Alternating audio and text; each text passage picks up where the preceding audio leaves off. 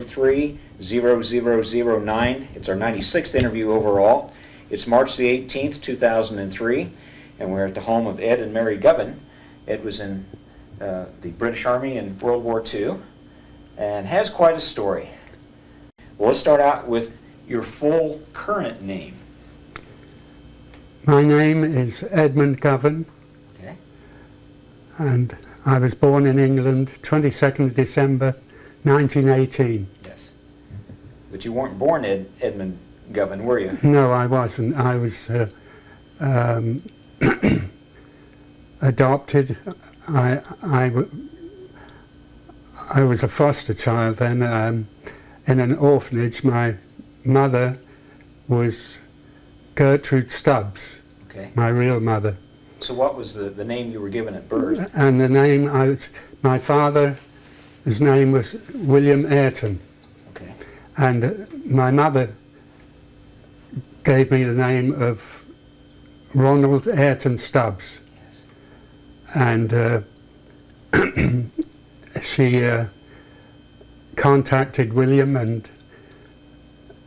and said that she was pregnant with a child, but William would not accept it, and he applied for the Russian front in World War I.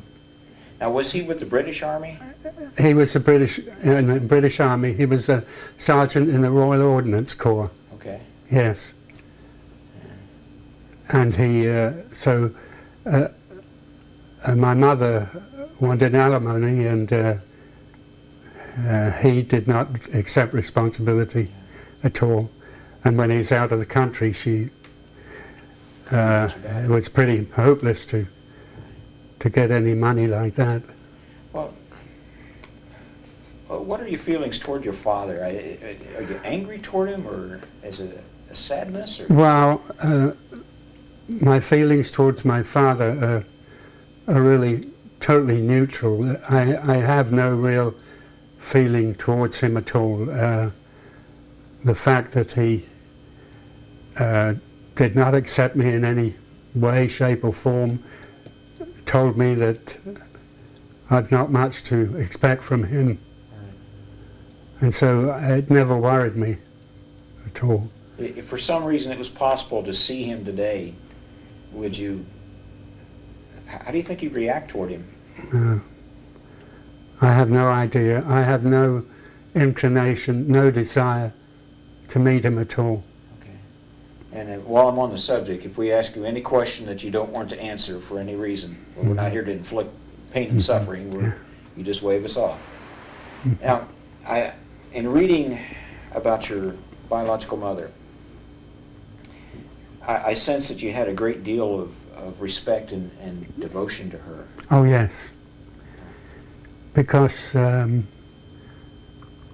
just learnt as I researched, and I had help from England. I had from the school. The Deputy of Social Services helped me, and also a retired secretary helped me in seeking my mother, and she wrote about 31 letters to the school. Wow. Inquiring about me when I was very, very young. She gave me to the school after 6 months, when I was 6 months old, and she did not really want to give me away. These letters tell the story. There's a few of them in the book, and in the school, every year she remembered my birthday with a birthday present, and the last one was pretty big. I mean, it was an electric train, just like one of your Lionel electric trains here, and I was the only one in the school who ever had an electric train. So that must have made you pretty popular. Well, and to think that she was just a bottom of the line, you might say, clerk in the post office. She had no skills of any sort at all, and yet she was spending money on me at that age. You didn't know it was from her? And I didn't know it was from her, of course. all information was taken out by the school authorities, and it was given to me, and I thought it was from Santa Claus. Yeah, my birthday happened to be 22nd December, so it's almost Christmas time. Yeah. And that's how it came to me. It was from Santa. So I just knew that she loved me, because if she didn't, she wouldn't have done this. And another factor is when I became my temporary foster parents had me for the first 5 or 6 years, and then they gave me back to the school. And yet, all that time, I was still the responsibility of the school. The school had inspectors that went to these foster families and checked to see if the little one was being treated properly and so on, you know. But then I went back to the school, about 6 years old, and let me see, I'm just missing my train of thought here. Oh yes, and so my mother, my foster mother, told me years and years later after I left the school, and she said that we was at the chapel of the school when she had to give me to the school authorities, yes. And she said, there stood your mother with her arms open, wide open, she said, reaching out for me and just screaming, Ronald darling, Ronald darling. Oh my, oh my. Did you ever receive any of her letters, or did they hide those from you? Well, in the 90s, it was 1940 first, I made a real effort to try to find my mother. Just about the time the war broke out. And the school worked with me and tried to find her. But they couldn't find her, and I know why now they couldn't find her, I know that. But they couldn't find her at that time. But we set this going early in the 1990s, and we set a search for my mother. These friends of mine in London, England, they went to the St. Catherine's House, it's called, the records of births, marriages and deaths, and they followed up slowly but surely, and it took about 6 years. And finally they found my mother and the children, and got in touch with me, and then I got in touch with one sister, half-sister, yes. And she was so encouraged and really enthused about it, and we've been in touch ever since. I've been over to her place there and with her husband, and we had a wonderful time with her. Oh, that's terrific. She had you know, it was sight unseen. We'd arranged a meeting. She didn't know who I was. I didn't know who she was. Either one of us could have been down and out with no hope or no hope in life, you know, just rags and bones, as it were. But it turned out just beautiful. She had a nice bungalow there, and a nice manicured lawn at the back, and a backdrop of wildflowers at the back of that. A beautiful place she had there. And so, pretty similar to ours, we were in Muston Manor. Okay. I loved gardening and flowers. We always had a nice show of flowers every year. Oh yes, and so, well, I have to go a little further then to tell that about the brothers and about the siblings, and so we got this from the record. So my mother married, she was 24 years old when she married, and she married a Thomas Brazil, and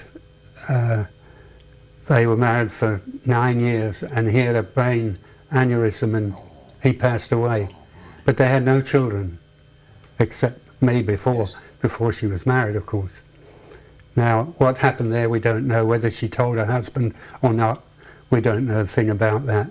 But then she was single for about 3 years, and then she married again a George Gillam, and she had 4 children with him. Okay. and a girl, Sylvia, and then there was Gerald, Clive and Trevor. So there's 4 of them, but the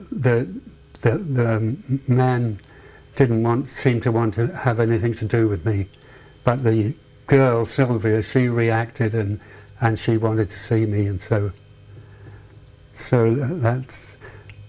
But now I got to know Sylvia, and she said your mother had a terrible breakdown, was in hospital about 3 or 4 weeks, and it was so strange, she said, and I didn't understand it at the time, but she says, now I know what was bothering her. She didn't tell her husband, she didn't tell the boys a word about it. So she was living with this. Carried a pretty heavy burden, didn't she? A very heavy burden, because it wouldn't have been a burden if she didn't love me so much. Yes. That's where the burden was. And it comes to me, I would love to have seen her, but after the fact, and the providence of God, you might say, as it were, didn't allow me to see her then or get mixed up with the family, because the boys were belligerent, more or less. They weren't happy at all. No, really. And it was a sad thing, really, from their point of view, the way they reacted. She was a beautiful woman. Oh, I saw the picture. She was, and hearing yes. the story of how much she must have loved you and Yes. carried that burden. Oh, yes, yes. So you never got the chance to see your mother after she... No, she'd passed away. She passed away in about 1988 or something, just before we really started looking for her. And she was born in 1898, yeah. So she had a long life. Imagine the two of you have a great deal to catch up on when you meet each other again. Yes, yes. Uh, It's wonderful that I can tell this now. There have been times that I couldn't go through this. I can imagine. It lay so heavy on my heart. Well, the first blessing was you were born to a mother who dearly loved you. Yes, that's right. That's Second right. blessing, Yes. you went to a foster family, and it appeared as though you were very close to your foster mother. Yes, yes. Now, what were the names of your foster parents? That was Emma and Henry Pantling. Okay. Yeah. And well, it's quite a life there. I was a real stinker, I mean, I got into everything and did everything that you shouldn't have done, I guess. And but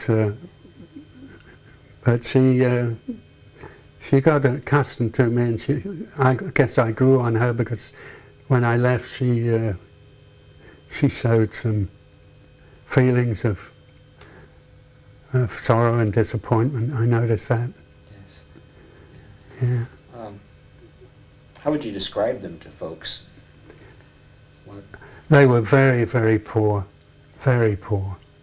And these foster mothers that took these children, they took them for the money, you see. They needed money. But as you get to a family like that and you grow on each other, and finally it's not so much as money, but you like this family and you don't like to get rid of them, Right. That's how it was. But yes, she had 13. Oh my. So 13 from the same school, from the Foundling Hospital School. It was called the Foundling Hospital School, and it was established by an old seaman, he worked at the trade route between London and the Thames there to North Carolina, North and South Carolina. He knew every plantation in the Carolinas. Wow. He worked there between a company in England and in the Carolinas. He was over there many, many times, And when he retired, then he saw all the children thrown out on the street, illegitimate children and not wanted by their mothers and so, and he had compassion on them and worked to get this orphanage. It took him 17 years before he was able to get it constructed, but he worked and worked on it after his retirement. Yeah. And there's somebody who laid a foundation for you to have a place to go. Yes. Yes. I mean, you probably would have been just pretty much out on the street, your mother unable to take care of you. Yes. Did you say that Charles Dickens had some part in, Oh, in yes. the school? Oh yes, Charles Dickens. He rented for about 9 years. He rented a place on Stavertock Road there in London, and that road was overlooking the school. He was on the second floor on that rental that he had, and he could look down and see all the children playing in the playground, and he often took walks around there. And it is said that that's where he got his idea of Oliver Twist from the school. And Makes sense. there are, if you read Oliver Twist, there are indications in there that can be true too. If you read Oliver Twist, do you see some of the rooms and places in the foundling school? Can you get a picture in your own mind and say, oh, that sounds like this room that I was in, or this? Well, there is a part in the book there that seems to tell me that too. It's a long time since I read Oliver Twist. Please, sir, I want some more. And he got some more. He got some more caning. That's what he got. He wanted another crust of bread. Yes, and that's Dickens, and so Dickens he ran a newspaper, you know, Yes. at that time, and he wrote little items about the school too, in his paper. Yeah, another important person that had a lot to do with the school was George Frederick Handel. Oh, really? Yes, Handel. I guess I'd read that, but I'd forgotten that part. Yes, Handel. He was a benefactor of the school. He played recitals for them, and all the funds he gave to the school. Before he died, he left them a grand organ for their chapel too. Yeah, and his only one manuscript of the Messiah he left to the school. They've still got it. Wow. Yeah, and now we're talking about 1740, 1765. You're talking about when he wrote that, the Messiah. Wow. Yes, and so Something. yeah, and then the royal family got on the scene too, and they put millions into that school too. But there was never any scheduled income at all. It was all free will giving to support that school. Yeah.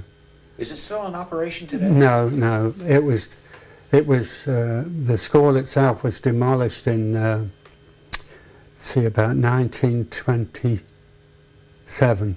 About 1927. Yeah, and so they had to find another place for us, and they did. All some 30 miles outside of London there, a place called Red Hill, and they found a huge 18th century building there that was sort of a building that was to house girls and boys, and there was a definite section that was cut off there before you start the dorms for the girls and the boys. So there was real separation between male and female, and it was an ideal school. That's the sort of school that they wanted. Huge place there, yeah. So I did most of my schooling with them there in Red Hill. Okay. Yes. Now, it sounded as though it was a very traumatic departure from your foster family to when they had to take you back to the foundling school. Oh, yes. That was a very traumatic situation. Oh, yes, because of the military type discipline that there was in the school. You know, you'd been living with these foster parents, you're living free and easy, and you got attached to them, and they are real family, more or less, and then you go to this school, and wow, everything's all regimented and disciplined, and you know, and oh, there were cries and lots of crying, and so when we were separated from our temporary foster parents, oh yeah, it was something to behold. Some I don't remember screaming much myself. I know I was sort of hurt and wasn't happy about it, but I did hear screams around me and crying, and so yeah, in this separation. As I recall, it was kind of hard on your foster mother as well. Oh It was yes. very difficult for her to give you up. And Yes, yes. become so attached. Yes, that's right. Looking back on it, was the discipline of the school a good thing to maintain the order, or was it way too harsh, extremely harsh for a child that age? I think it was pretty normal in those days. Yeah.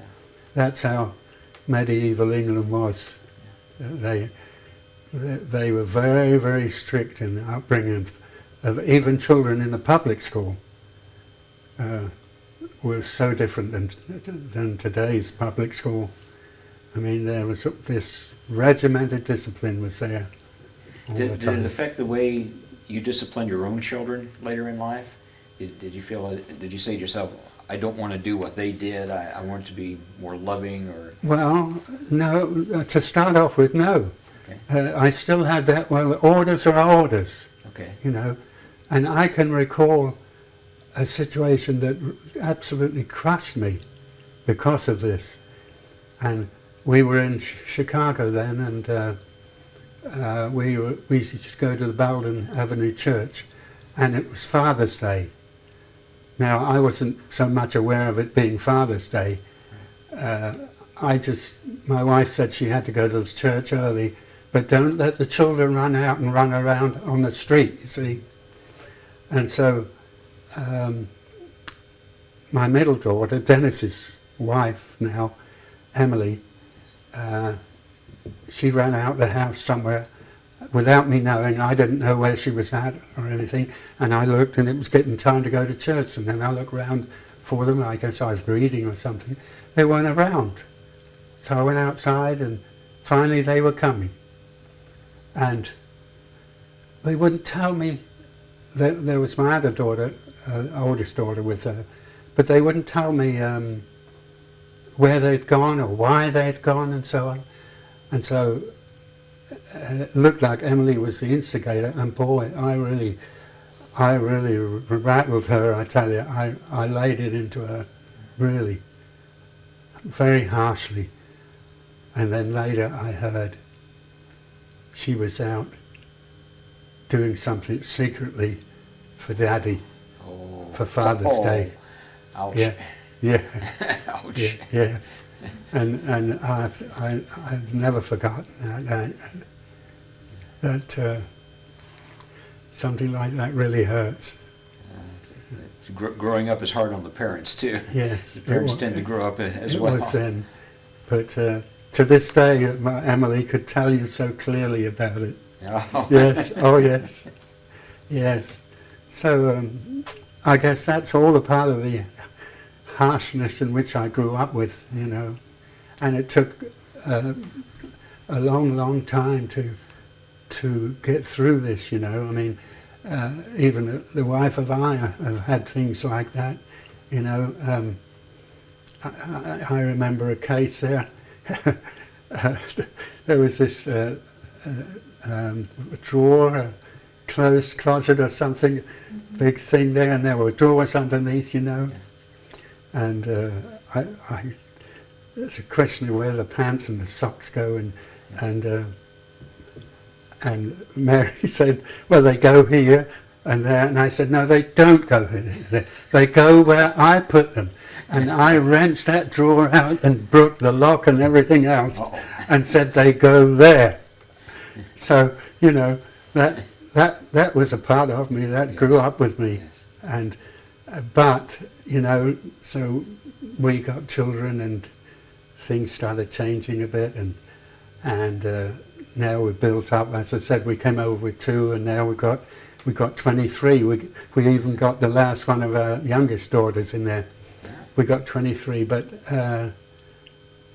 I by the grace of God, I learned what a family means. Right. To You you. had no real model except No. the school itself. So No. And so it was pretty harsh, and you know, and it's, the thing that astounds me the most probably is that my wife was brought up in a Christian home. Her father was a preacher. He preached the word, but I had none of that. Right.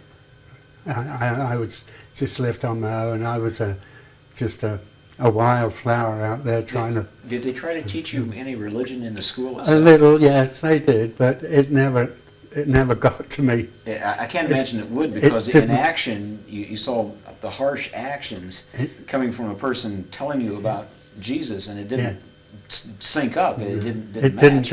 It didn't do a thing for me. Ah. No. So when I went out into civilian life, I was just one big terror. That's all. Now, you, one thing we missed is, how did you get your current name? You went in? Edmund Govan. Yes. Now the school, they have a list of names, and they just choose a name for you. And they, in the chapel, they christen you with that name. Yeah.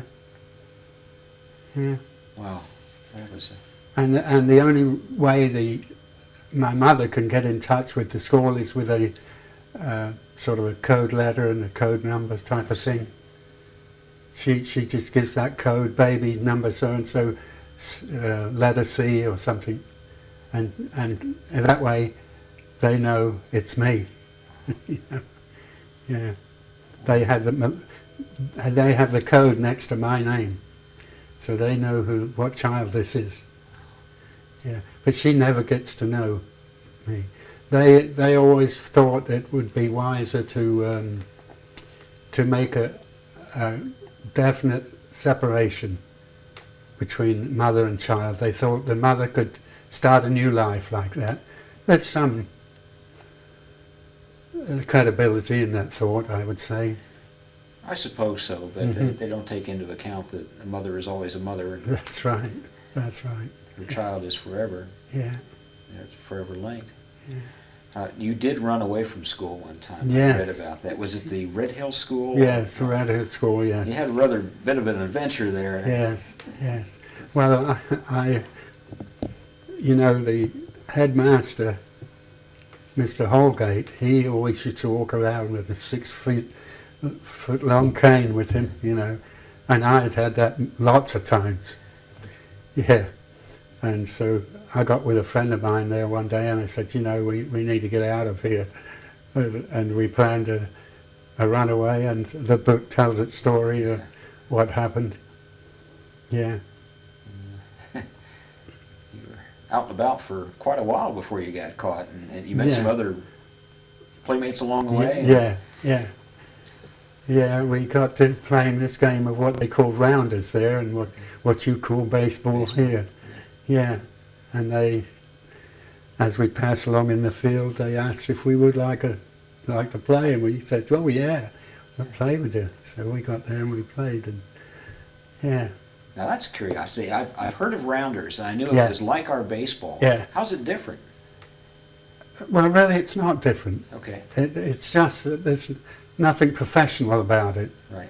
You get up there with a stick and a ball and you just play. It's not a national game of any sort. Okay. No, it's just among kids, you know. Yeah. Yeah. So when did you actually get out of the school itself? You were probably, what, about 17 or 18? No, I was just 15. 15? Yeah. 15 and on your own? In fact, just before my 15th birthday. Yeah. Wow. Yeah. That's a bit young to be going out into the world. Yeah. Well, they put me into an army band, you know, and I was a sort of a cadet, you might say, in the band, and you were pretty protected there, really. It wasn't like being in the army as such. You didn't have anything to do with army things, and yet you were attached to a regiment, like, you know. See, what did you play? Clarinet. Clarinet? Mm-hmm. Can you still play it? I probably could whack out a tune, maybe. But my daughter had my clarinet, my granddaughter, at school. So it's in pretty bad shape now, the last time I saw it. Yeah. So you played clarinet in the band. Mm-hmm. And how long were you actually in the band before you went on to other things? Oh, let's see. I was in the band even when the war broke out in World War II. I was still in the band, and I was at a training depot there in Warminster, and they had a stationary band there made up of different bandsmen from different regiments and so on, to amuse the troops. You know, we used to play for the troops, and we used to play plays. I was in the pit orchestra there for a time. So we were there for the amusement of the troops, I would say, until they wanted me to fight, until they wanted to make a soldier out of me. All of a sudden, the clarinet wasn't too amusing after that, was it? wasn't too amusing. It wasn't. Well, the story tells you how it happened. I mean, I was three days in the army there to start my training, and the staff sergeant comes to me and said, "You know, you're on spud duty today." I said, "Spud duty? Whatever's that, spud duty?" He came right to my nose and said, "Peeling spuds all day," he said. And so I told him where to stick his spuds. The next day I was up before the commanding officer. I was 2 weeks in the slammer. They're really particular about their spuds, aren't they? Scrubbing walls and ceilings and floors and they broke me all right. Yeah. They way of convincing you early on not Yeah. to disobey. Yeah. Could you see the war coming when you were younger? Could you see Hitler rising to power, and did you follow that very much? No, not really, no. There were too many other things happening. Right. You know, like I think I've taken it out of the book. I had it originally. You know, that book was over 500 pages when I wrote it. Was it? Yeah. Wow. And I couldn't get it published because everybody wanted too much money. Yeah. I didn't want to pay that much. I wanted that book to get to as many people as possible. And I had to, and so we went through 4 publishers. We finished writing and said, "Boy, how wonderful." It's a load off our mind. And I went to publish. It took over a year to publish. Yeah. I mean, they wanted a book, $20, $24, and so I said no. Yes. No way can I do that. Yeah. And so I got these people in Eaton, Indiana here, Colony Publishing. Yeah. And they looked at it and they said, "Well, we can do something with it, but we'd have to size it down a bit and take some stuff out of there, you know." And so they helped, and we got it to a format like that. And first off, they wanted $17. He said, "You could retail for $17. I said, "No, it's still too high." He said, "Well, take another 500 books." He said, "You can get down to about $13. Yeah. He said. So I got 1,500 books to sell. So I said, I was a writer, and I became an author, and now I'm a book salesman. All the bases covered. That's how it happened. And so, and it's been, it is awesome, really. I am ecstatic with the book. I've had some feedback from people. I mean, even Dr. Barry Cullen, he saw the last manuscript, and he was so surprised. He said, well, he said, this is college work. He said, this is, thank you. This is final college, he said. I don't get anybody better than this, he said. Yes. In my final work in college, he said, you know. It's quite a story. Yeah, and I said to him, well, I said, I've been in writing for a long time. I used to write some technical manuals for Zenith. He used to write some of their stuff for them. Then I went to the Department of Transportation, Illinois. Environmental, I wrote for them too, so, you know. But there's one thing that stands out, you know, and that is, I had nobody to direct me when I was younger. Nobody could say, look, yes, hey, you've got a gift here. This is probably your bag, you know. But there's one indication that I had. I entered the literary contest at the school the last year I was there before I left. And there were about 400 entrants in that competition, as it were, a literary competition. And I come out second in wow. that. Yeah. Wow. I can see why. I come out second in that. I can see why. See, but then I lost that. Nobody put an accent on it or anything or spoke about it. That was it.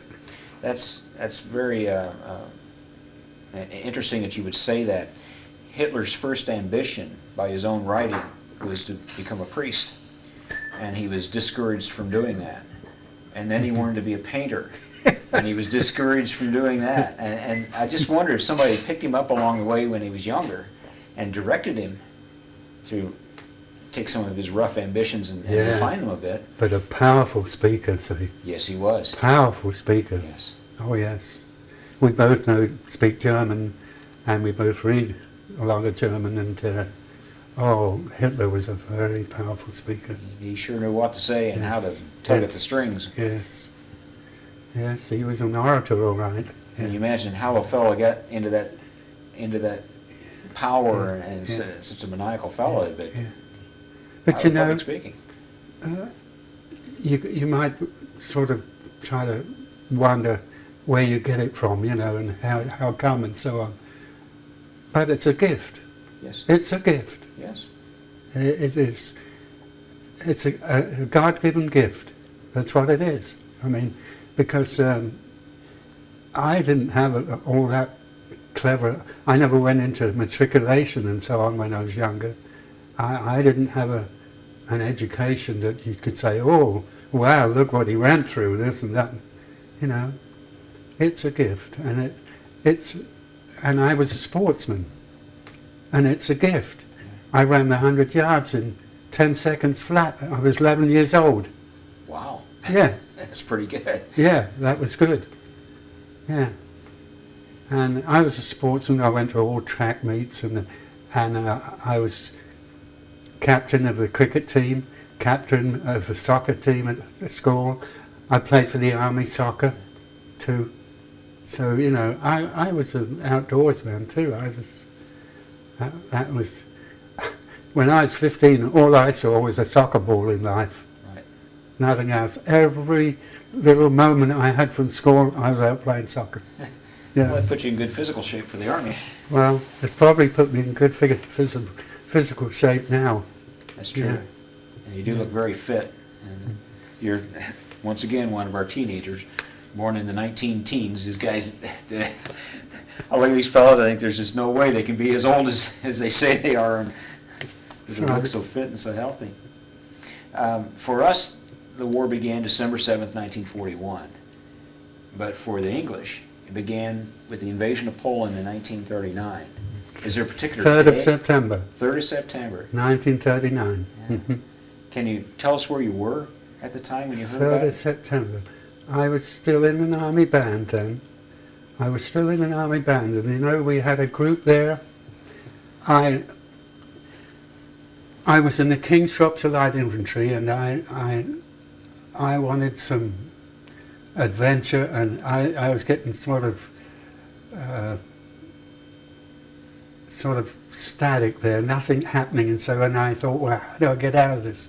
Well, I applied for a transfer for my foster brother that I knew when I was with my foster mother. Okay. He was a foster child of hers, and he left a little time after I came. He really didn't know much about me, but I got to know him from my foster mother and so, and he was in the 3rd Hussars, 3rd King's Own Hussars it was called. Okay. So I applied for a transfer there, and I was transferred to him, to their band, and I got in there, and most of it was band practice all day, you know, and but in the summertime we went travelling. We travelled round to seaside resorts and pump room gardens and so, giving concerts and so, you know.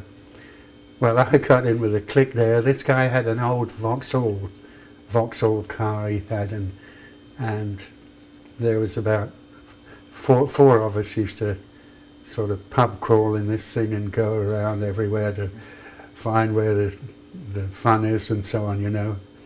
It was a reprobate life, there's no doubt about it. And I was living it up, you know. I mean, hey, I had the world by the tail, yeah. But the war broke out, hey, and I don't know, I know God didn't cause the war to happen because of me, because he wanted me. I mean, I can't imagine him doing that just for me, but who knows, if the war hadn't broken out, I might have never been a Christian. Never. Isn't that amazing how he can take things as bad as a war Mm-hmm. and use that for his glory? And Yes, yes, it's just amazing. yes. And we go through troubled times and we say, why am I going through this? And what we need to do is just say, let me know when I get there. Yeah. Well, that was exactly how it was. After that, I started becoming so. This group was all finished then. It was down to training and all that sort of thing for the war, and I got so miserable, and you know, I thought to myself, well, hey, I'm not in control of life. You know, that was the biggest blow to my ego, that I wasn't in control of the situation. Up till now, I could almost do what I liked, Mm-hmm. you know, and I was just living it up, and I had a happy life. And then all of a sudden, these people come into me and they're going to make a soldier of me, you know. I thought, this is absurd, say, I can never be a soldier, you know. And so I started looking for a way out, and the worst came to the worst. I began to get suicidal. I just wanted to get rid of myself, just end it somehow. And the book tells you too how I figured it out once. I could get a gun out of the armory and it would work fine. But before I got to that, I was transferred to another group, you know. And had started this tank training in a top secret weapons tanks. This was a really novel tank battalion that had all sorts of funny things going on there. I was in the Matilda tank in what they call CDLs, Coastal Defence Lights, but that's a phony name for them, that's all. They were night fighting tanks that had this great big arc lamp in there, and it went through shutters that you could form shutter patterns there, you know, and the enemy could not get a beeline on you. He could not get distance on you at night, and that's where I was in training, you know. And I haven't been so explicit in the book, but you know, I was a wireless operator. So there I was in this great big Matilda tank, wireless operator. But I had to know every function of the tank too, in case one of them got taken out. I had to do their job with the 6-pounder gun, or with the machine guns there, or the driver. I had to be able to drive the tank and so on. But anyway, here I was with this. I was the radio operator, and I was the arc lamp operator. Yeah. Yeah.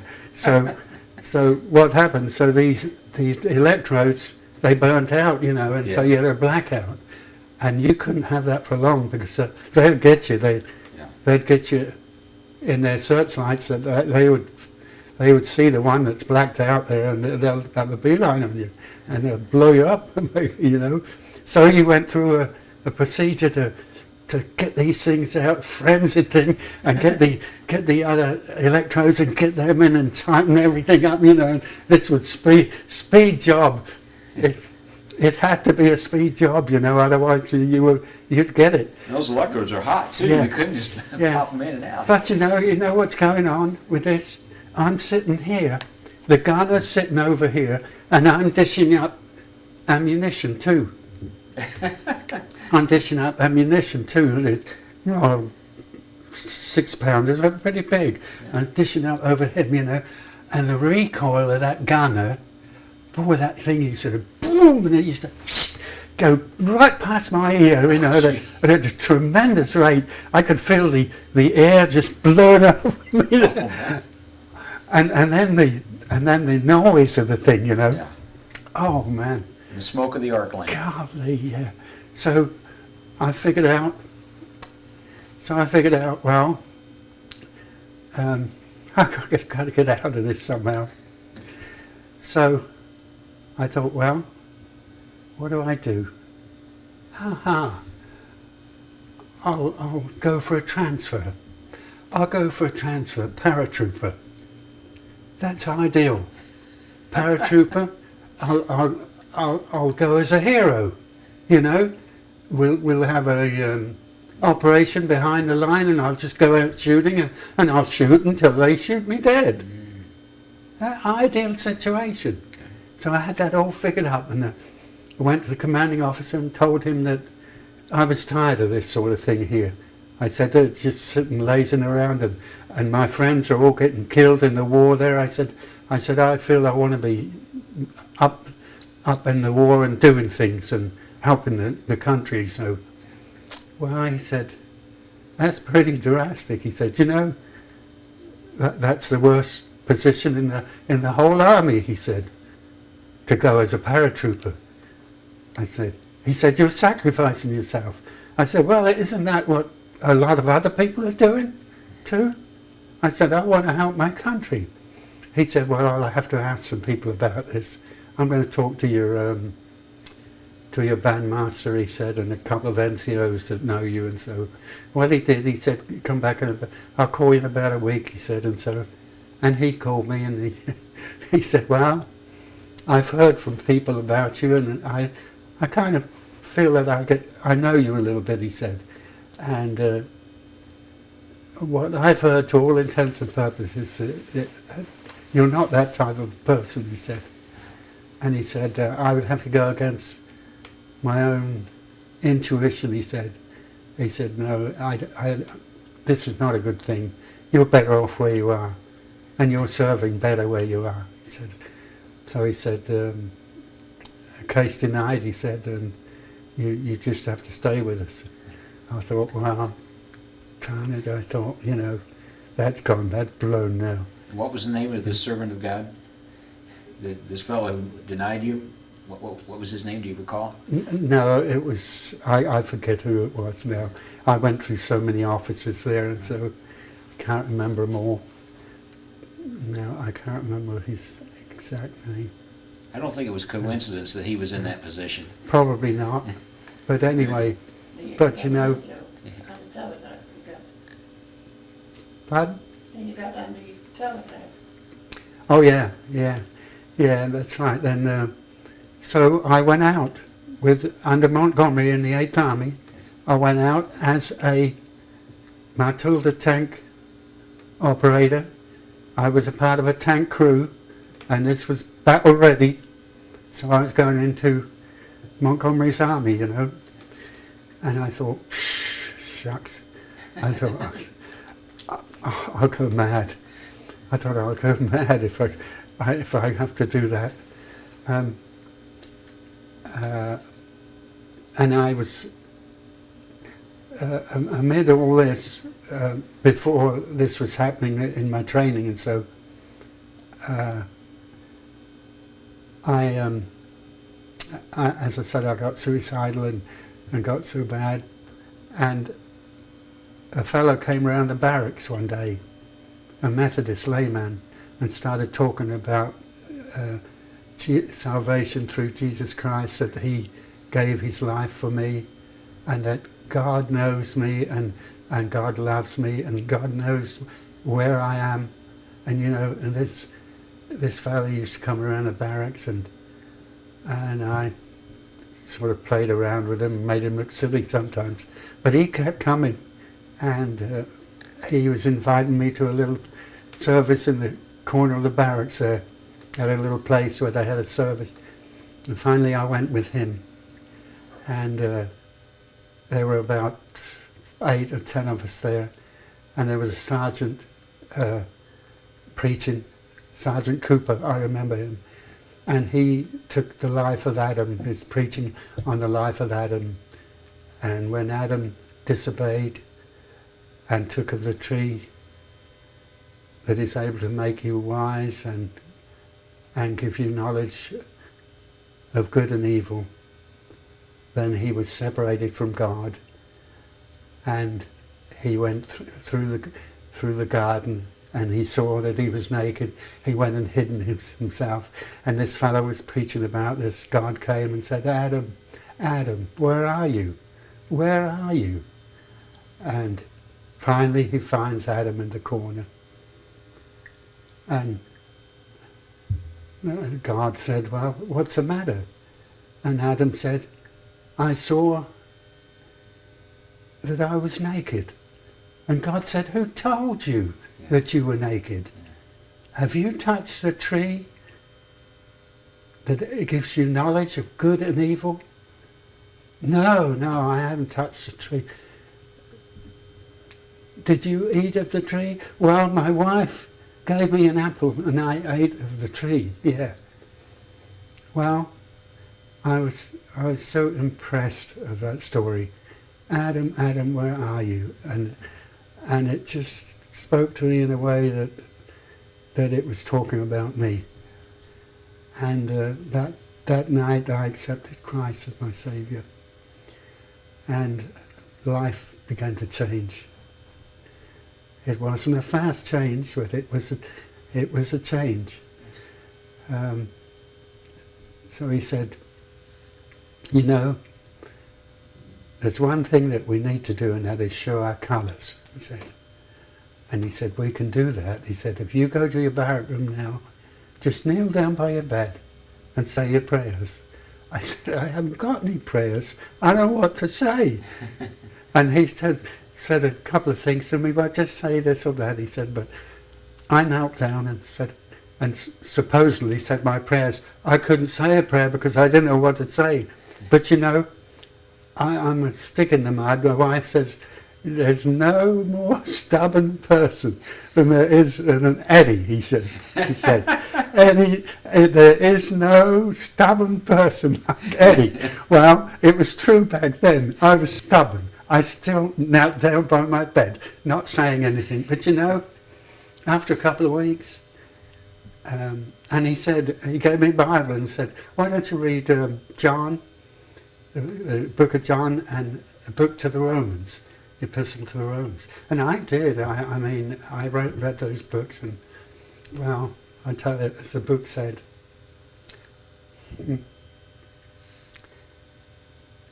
How'd the fellows react to you? I couldn't stand myself. So when I read those two books, I was so heavily convicted. I knew that I was a sinner. I knew that I was against God in my life. And that made a big difference.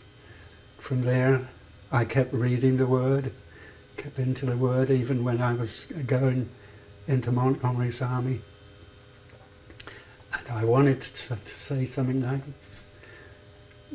to the commanding officer, because I knew I wasn't in the right place. I'd prayed about this, and the more I prayed, the more agitated I got, you know. And one day I got up and I went to the commanding officer and I said, you want to kill me, don't you? You want to get rid of me? I said, because I'm not a soldier and I can't do that work in that tank. That's going to be the end of me. I said, either that gun is going to recoil and knock my head off, or else somebody else is going to knock my head off.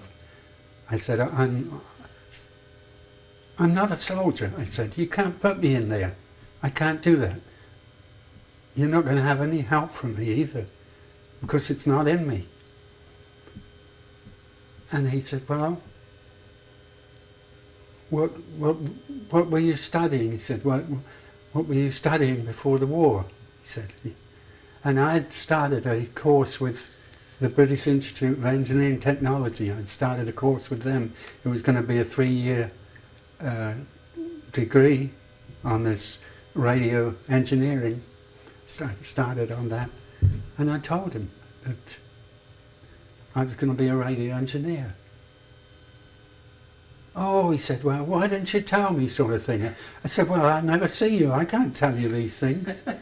I said, I don't know. I think God has spoken to me, because I'm going to get killed in that tank. I can't do that. I'm just not made for it. Well, he got onto the line and got onto the signal corps and asked if they could use somebody, and he sent me down and took a little test there, and they said fine, they wanted me, so I got into the signal corps.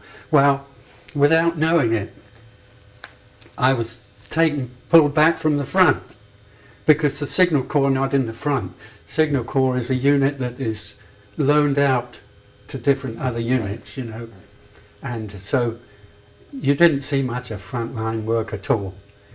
And in fact, I was at brigade. They kept me down at brigade and had me down there. And you know, it took me about 10 years after the war to get it through my head that I was taken out of the front line and put into the back troops. Yes. You know, by the grace of God, I never saw that before, and I didn't do it because of that.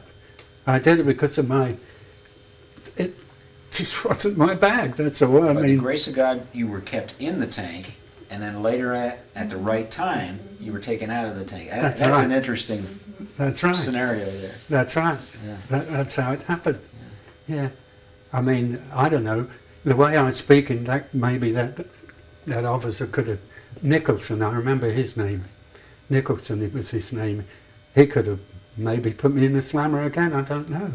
But he must have seen that I was sincere and that I was being honest about the thing, and he seemed to go to bat for me. And that made a lot of difference. Oh yes. So you crossed the channel at some point and became embroiled in Europe. Yes. In France. Yes. When did you actually go across? We went across about D24. Okay.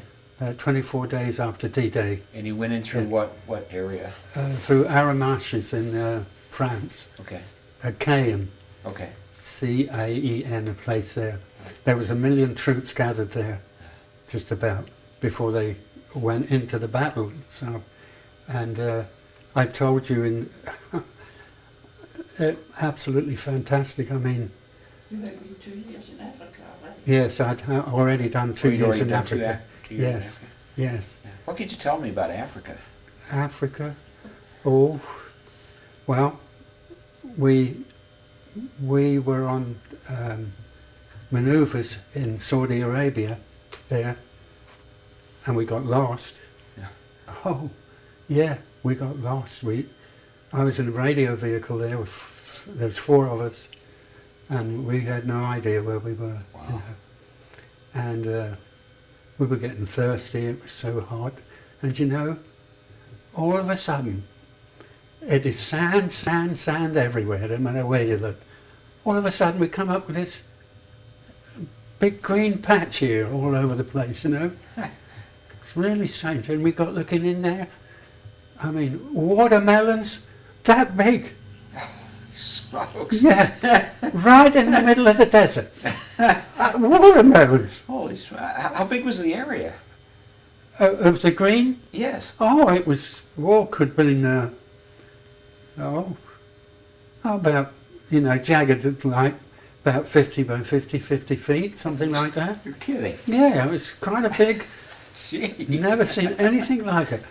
And there were these great big watermelons. Oh, were we glad to see that. Well, I'd reckon. Yeah, but the desert, the desert.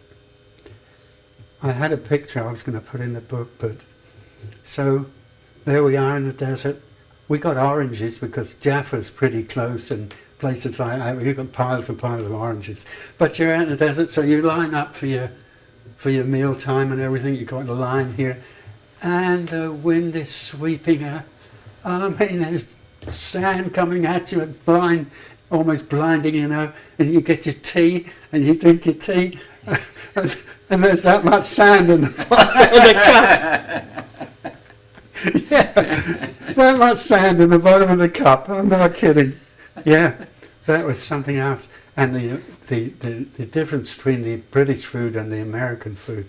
Oh, the British food was, I mean, it was terrible. It was terrible. Canned cheese, canned bully beef, Yeah. and what we call dog biscuits. Oh, hard biscuits.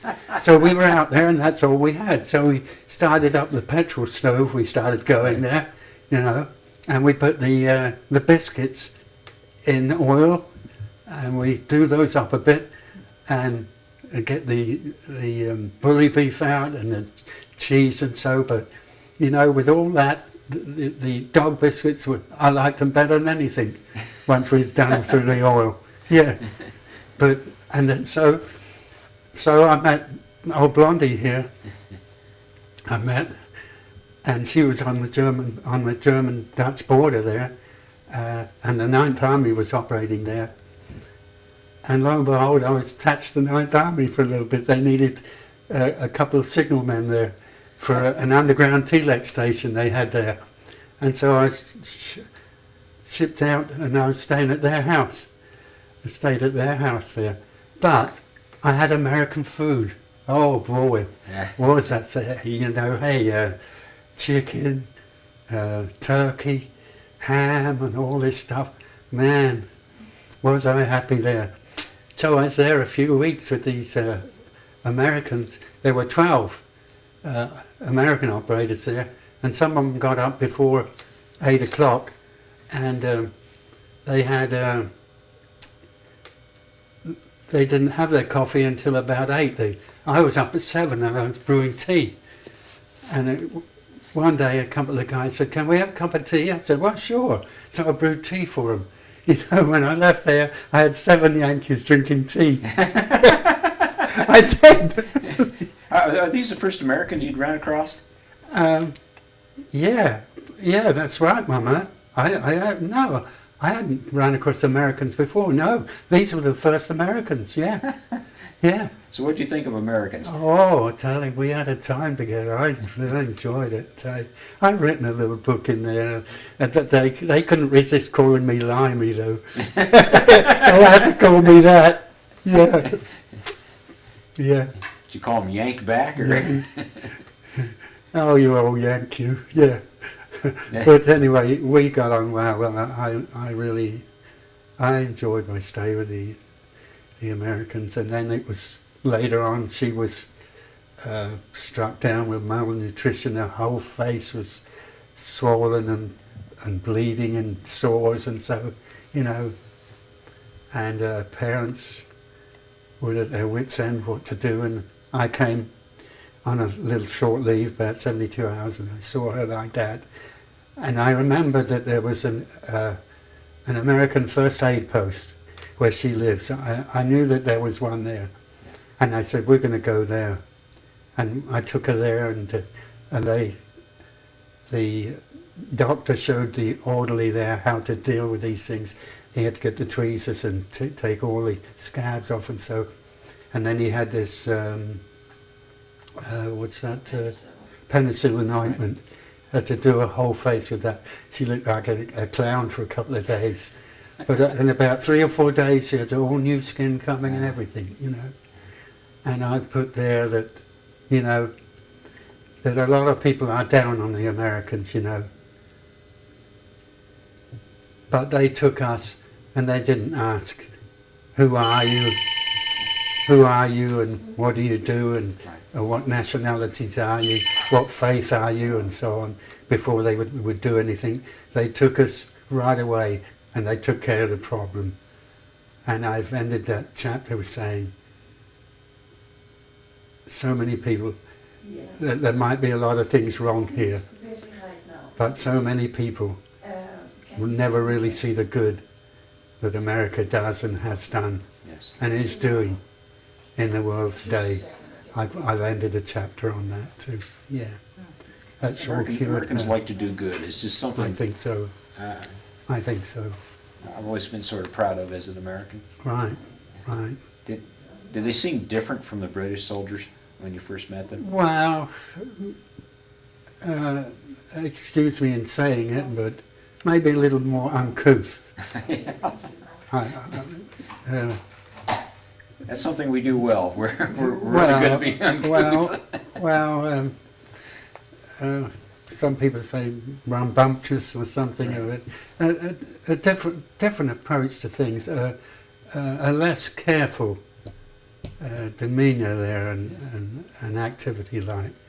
The British were, I was so withdrawn and so reserved on my comments and so on, you know.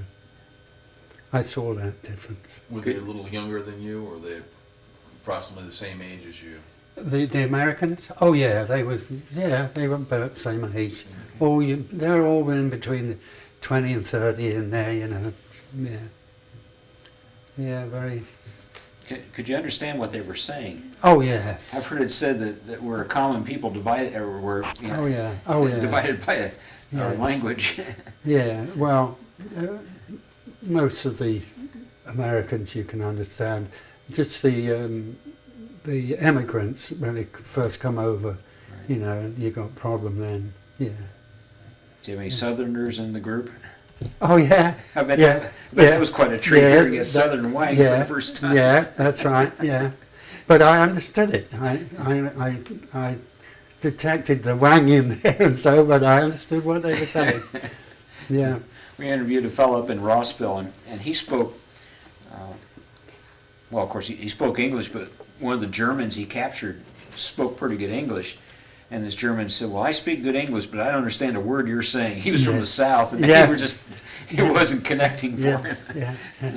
Well, you know, the story goes that there were two people in Trafalgar Square. One was American and another one was English. And they were talking, and they couldn't make heads or tails of each other, were they? And there was a German there, and he translated. There was a German, he translated for him. Yeah. But I mean, I don't believe that sort of stuff either, because I've never had a problem with Americans with speaking at all. But I have noticed that some of them have had a problem with me, a little problem here and there, yeah.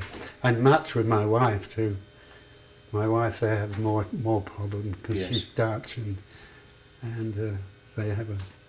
Although a lot of them say that she's got a sweet accent, and don't ever lose your accent. They say that's what they say to her. Yeah. Now you served under Montgomery, and you faced off against Rommel in North Africa. What's your impression of the two as leaders? Well, did you get much impression at all? I really didn't get into it. I really, as far as I went, was the training. Right. but I never got into battle. Right. And so really I've not got a lot of experience between that. I've got a little experience with Monty when he went into Europe. Okay. Monty was a sort of a, he was supposed to be a good Christian man. I would say he was religious, I would say, but he was out for the guts and glory of England, like, Yeah. you know. He'd do something, but he'd want England to get the glory. Okay. Oh, yeah, I could see that. Did you ever see him? I can't remember, no, I don't think I ever saw him out there, no, I didn't. What kind of reaction did you have towards some of the American generals, guys like Patton Oh, or Patton. Eisenhower? Yeah, well, Patton was my type of guy, really. If we did what he wanted to do, we'd have gone right through Berlin and kept going and saved the world a lot of trouble. A lot of trouble. Yeah, People either love him or they hate him. There's no middle ground with Patton. well, he's no different than a lot of the English generals were, and the English sergeants and lieutenants and majors, and so he wasn't really a lot of different because they were severe. The British command was severe in its discipline, you know, and of course Patton was maybe more outspoken with it. Right. But there was really, in actual fact, there was really no difference in the command as such. Yeah. Interesting. Interesting. Hmm. I know that Montgomery and Patton were rivals on several occasions. Oh yeah, Montgomery and Eisenhower. Yes. Oh yes, yes. What do you think of Eisenhower? Eisenhower. Well, I liked Eisenhower personally, I really as a person, but I don't think he was in the right place there to be, what was he, Commander-in-Chief of the, yeah. Supreme Allied Yeah, Commander. Supreme Allied Commander, yeah. Because he's not living there. You know, he's over here. Right. And there are lots of things over there that you can only learn through time and through the years, and so, you know. That's true. I felt that it could have been a better command, but, yeah. After all, it was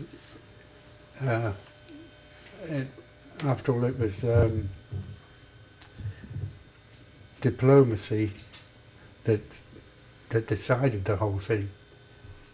You know, That's true. it wasn't the fighting that decided it. It was the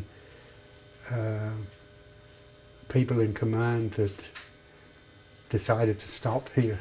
You know, the civilian branch. I'm trying to say something. Politics of it. Politics, yeah, the politician. Yeah. Yeah, it was the politician who decided it, Mm-hmm. not the army. They're not very good soldiers, are they? That's right. Politicians. That's right. I'm just trying to So they're pretty good at getting things started, but that's about it. Yeah. Yeah, yeah. Who were some of the fellows that you served with? Do you remember any of the fellows, or did you just move around too much to make friends? Well, when I got into the desert there and got into headquarters and got into the signals, I made friends with a person.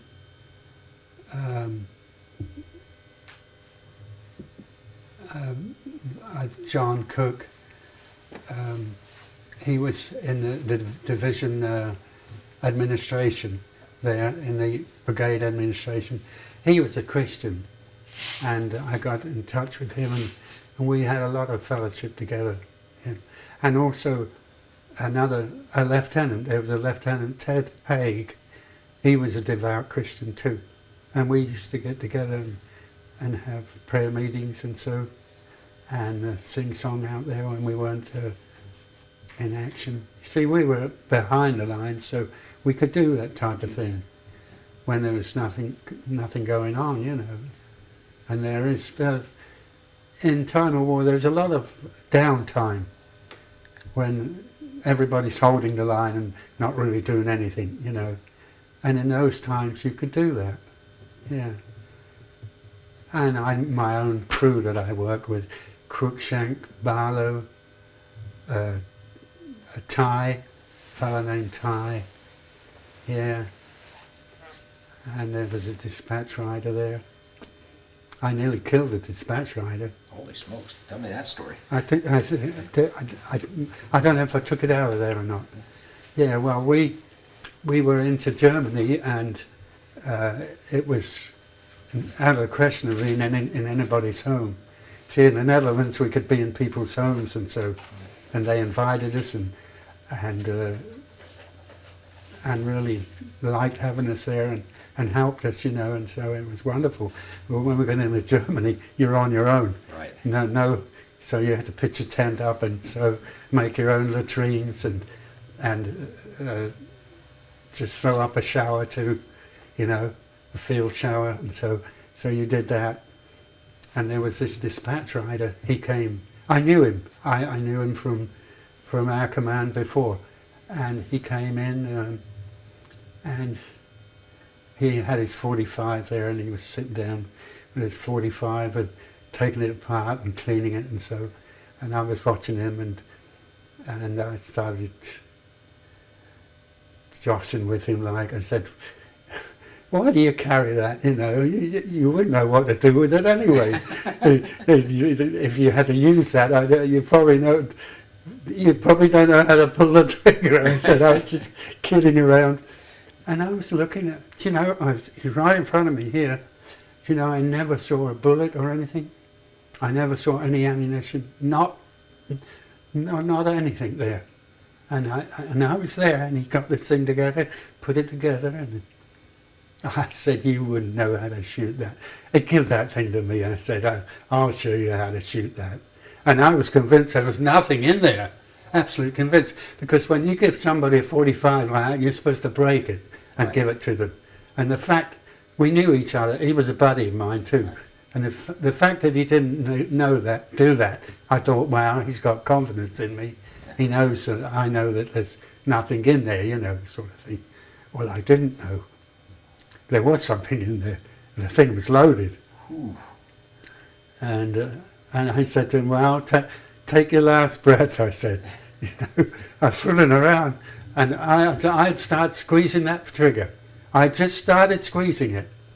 And somehow I thought, I didn't go ahead with it. Somehow I lifted it up like that and let it go. Boom, that thing went off. And the bullet went through the top of the tent.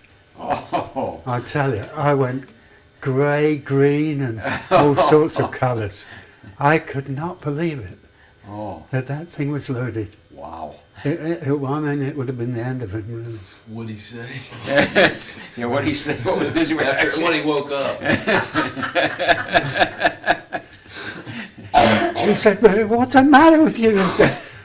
I said, you didn't break it, I said. You didn't break the revolver. And I said, I know you enough to sort of trust you, and I believe in you. And so I was convinced there was nothing in it. He said, yeah, but you sat straight in front of me. I said, I know, but I didn't see. I didn't see that there wasn't any ammunition. But I tell you, man, I bet your guardian angel was awfully tired. I was trembling, I tell you. I had the shock of my life. Thank you, Lord. But I don't think it's in there. I don't think it's in there. Oh, my. I had to take several things out of there. Mm. That's pretty close. Mm-hmm. Yeah.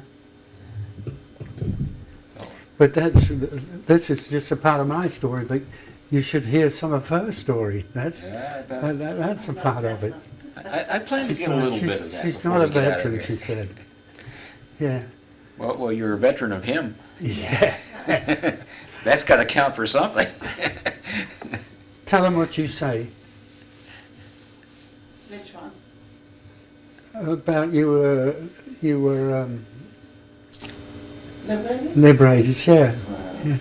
He always tells people, I liberated her, and then I say, I've been in bondage ever since.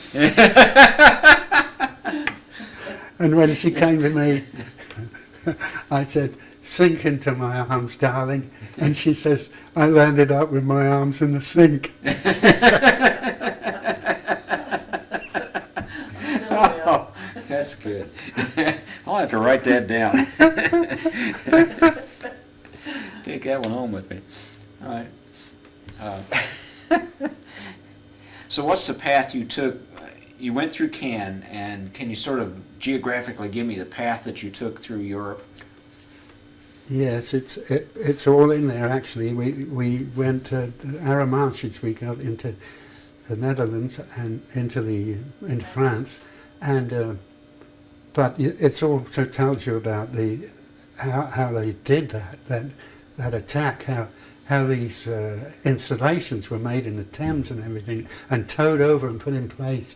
I mean, I thought that was fantastic.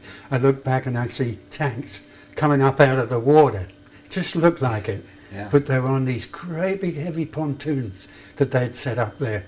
It was fantastic. And then when we got out of Caen, we started in a northwesterly line up there, going through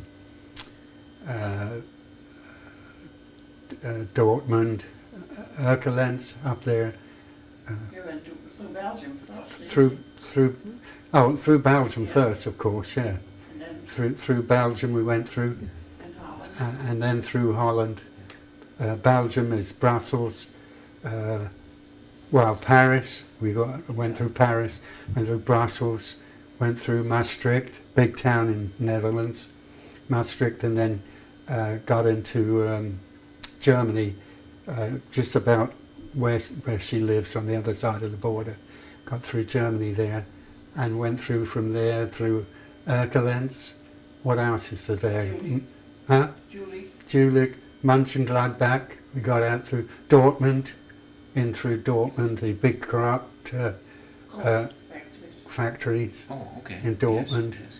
and then Bielefeld, and then it goes up into Hanover.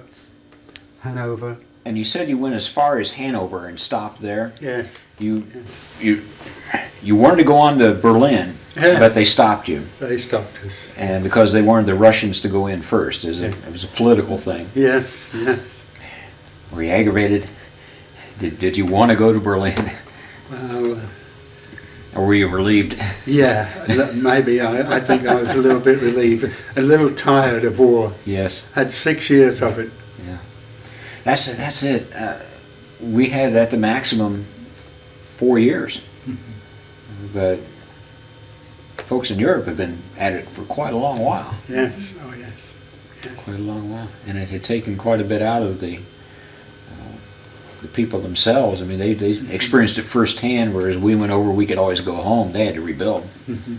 And rebuild. How'd you feel toward the Germans? Well, I really had no animosity towards the Germans.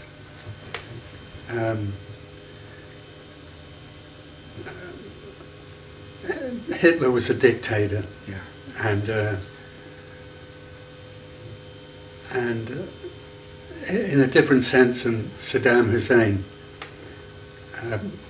But nevertheless, he was there as sort of a despot, just the same, and the people under his command and the civilians and so, there were so many there that really were not with Hitler either, you know. So I really didn't have any grudge against him at all. I just felt he was a fly in the ointment and a nuisance to everybody. But I had so many good German friends too, you know. After the war, we used to go to Germany from the Netherlands, and we went to Conventions. conventions there in Essen, Church of God conventions in Essen, and we got to know a lot of people there. We had some good friends there too. Yeah. How did they treat you at the end of the war? Did you get a sense that they were relieved that the war was finally over for them, or were they still very belligerent toward you? Or? No.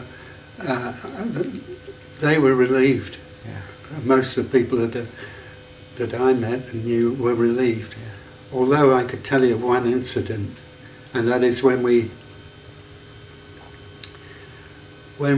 left the Netherlands and went into Germany one time. There was a kid on the road, and he picked up a rock, you know, and he threw it at us. Yeah, I remember that. But we had just gone into Germany. Yeah. That was the first time that we were in Germany there. And so there was a lot of belligerence there and so on. I had heard that the Hitler Youth were still very resistant Oh, to yes, it. yes. And that's probably a part of that, yes. They were. Pause a second. Okay. We were talking some about the resistance and how the Hitler Youth were still holding on to a grudge. Yes. So, I know you spent some time in the Netherlands because I read a little bit about it in the book. Mm-hmm. Mm-hmm. You were in this town where you met your wife, the whole village, I take Well it. back, yes. How big was this place? Oh, wow. It wasn't as big as Anderson, was it? Okay. No. What would you say? 25,000. About No. 25,000? What about Sittard? No, he next Slovak. Yeah, I know. How would it Oh, Match smaller it. than Bigger Sittard. than Alexandria. smaller than Sittard? Yeah, Yeah, Alexandria or something like about that size. Probably bigger than that. Yeah, that. might have been Alexandria. Yeah, something like that. And you came across this beautiful girl Oh, while you were yeah. there. Tell me Yeah. that story. Oh, yes. It's in the book, but I want to hear it. Yes. Oh, he wants to hear it again. Well, we had been moving fast in France, Belgium, and then into the Netherlands. We had really been moving fast. In fact, we had been travelling, I think, all night, and suddenly we came out of a sort of a wooded area there, onto the road where she lived, and that was a gravel road at the time. It was a gravel road, and I saw her outside sweeping the pavement there, Sidewalk. the sidewalk, and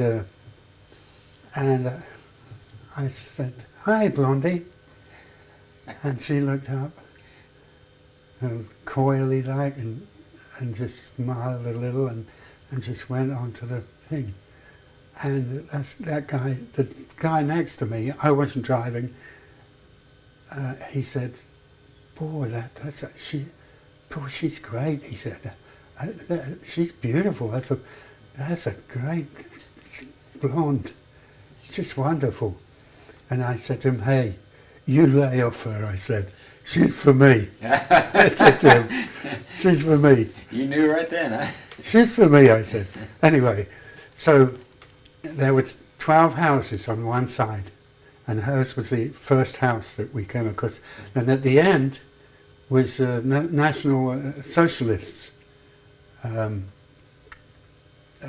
What do you call them? NSB, they call them. National Socialist Movement, the Waging.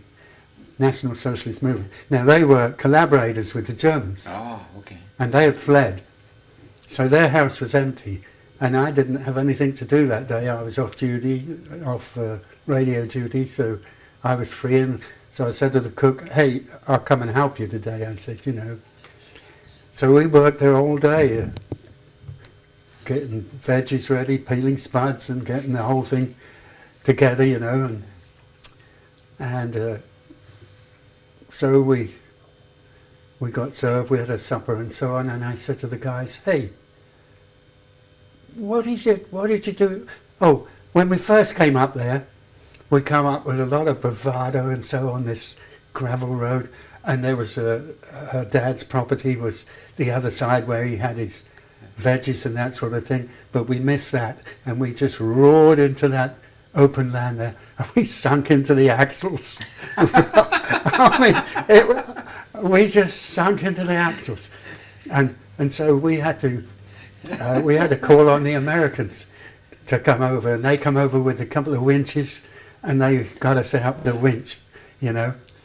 But Sort of spoiled the entry, didn't it? yeah, it sure did. It burst the balloon. Yeah, but anyway, that's how it was. And so I'd worked all day, and I said to the guys, where'd you put my bedding? So oh, they said, in the end house. I said, that's where Blondie was, I said, in the end house. And I said, kid, let me get my skates. I said, I've got to get down there fast, you know. And so I got down to the end house, and I got in, and there was this guy, Barlow, had got there already. And there were 5 of us that stayed there, and then, but this Barlow, he said, well, this is so and so and so, and started introducing me, you know. And she was at the sink, you know. And she turned around her and looked at me, and I looked at her, you know, and I mean, I was just fastened to the ground. I was like a statue. I couldn't move there. And then she started pouring it onto me, yeah, you know, yeah. And she captured me in her web of love. Absolutely. And I mean, I couldn't move from her. I kept looking, and I said, hey, Blondie. And she said something in Dutch, which I didn't understand, you know. But it was such a meeting, I tell you. I was on cloud 9. I thought, cool, this is for me. And well, the book says it even better. You read it. Yes. Yeah. Yes. Yeah. Well, it was love at first sight. That's what it was. Okay. Now, what? For the record, let's get her name on here. What was her maiden name? Marika de Groot. Pronounce it Marika again. Marika. Marika. Yeah. Marika de Groot. Yeah, but if you want to get closer to her and say it with more endearment, like, it's Maricha. Maricha. Yeah. Okay. So, and I got that from my parents, so I used to call her Maricha all the time. Yeah. Yeah. Interesting. No, it's me. And now it's Mary. She Now it's came Mary. over here. Nobody could understand Maricha or Maricha. Marika. Nobody could understand that or write it, and so we said, well, let's go for Mary. They know that. So what her parents think of all this? Yeah. Yeah, that's a good question. Yeah. That is a There's all good these question. GI or these Yeah, really. soldiers out here. Why weren't them near my That's- daughter? That's a good question. They were sizing me up all the time. Yeah, yeah. They were watching me. Yeah, but you know, it didn't do anything to me. I didn't align myself to set up a stage or something here and put on a show. You know, I was myself. And The first Sunday we took you all to church. yeah, first Sunday they took us to church. Yeah, yeah. I remember that too. It's a good start. Yeah, but they're speaking Dutch, and I don't understand Dutch. Well, I did understand a little because I'd been right through the Netherlands, and I'd stayed at other families. See, Right. I picked some up. Oh yeah, not much, but a little bit. And when I went to church with her, I understood some of it too. And what church was this? Church of God. Church of God? Yeah, from the USA. Right. Mm-hmm. Based out of the same one based here out of Based Anderson? out of Anderson, yeah, yeah, yeah. I had a whole paragraph that they took out of the book about the Church of God here in Anderson. I'll tell you a little bit about that. I worked for Warner Press for 10 years. Well, yeah, you Yeah. know, you know a lot about it then. I know about the old room and board and for the Lord that they had when they lived at Old Main and See, yeah, the Gospel Trumpet Company. Yeah. We didn't know that. yeah. That was quite a It was gone when you came. Interesting bit of history. Yeah. Well, I Then you got a job in, I didn't like taking that part out of the book, but then you got a job in Eindhoven. And yeah, yeah. So, yeah, so there I was. There, the war had finished. I was out in Bielefeld Now, you were in Hanover. I was in when the Hanover war finished for you. first. Now, No, from Hanover we went to Bielefeld.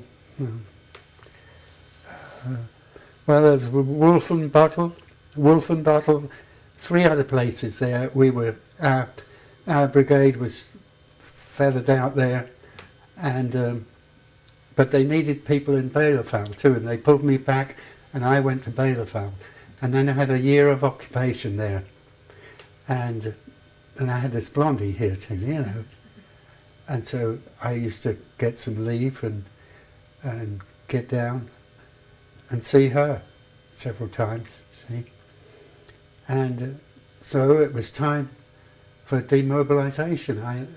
I'd done my time, and I'd have been out in February, maybe the earliest, but it got down to January. So they sent me back to England, and I got demobbed there. And I stayed there until April. and what was your rank when you discharged? When you I was went? just signalman, Signalman? that's all, yeah. And I was demobbed there, and I thought, wow, what do you do now, you know? So I had this guy who wanted me to get into plastics. When plastics were just beginning, and I thought that was not the bag for me. I was a radio man, you know. I was fascinated when I was young with radio. And so, but before I got demobbed in the Netherlands, I thought, wow, now how can we do this? I thought, if I apply to this Eindhoven, this Philips Electronics, I said, they'd probably take me. You know, so I went down there for a few days and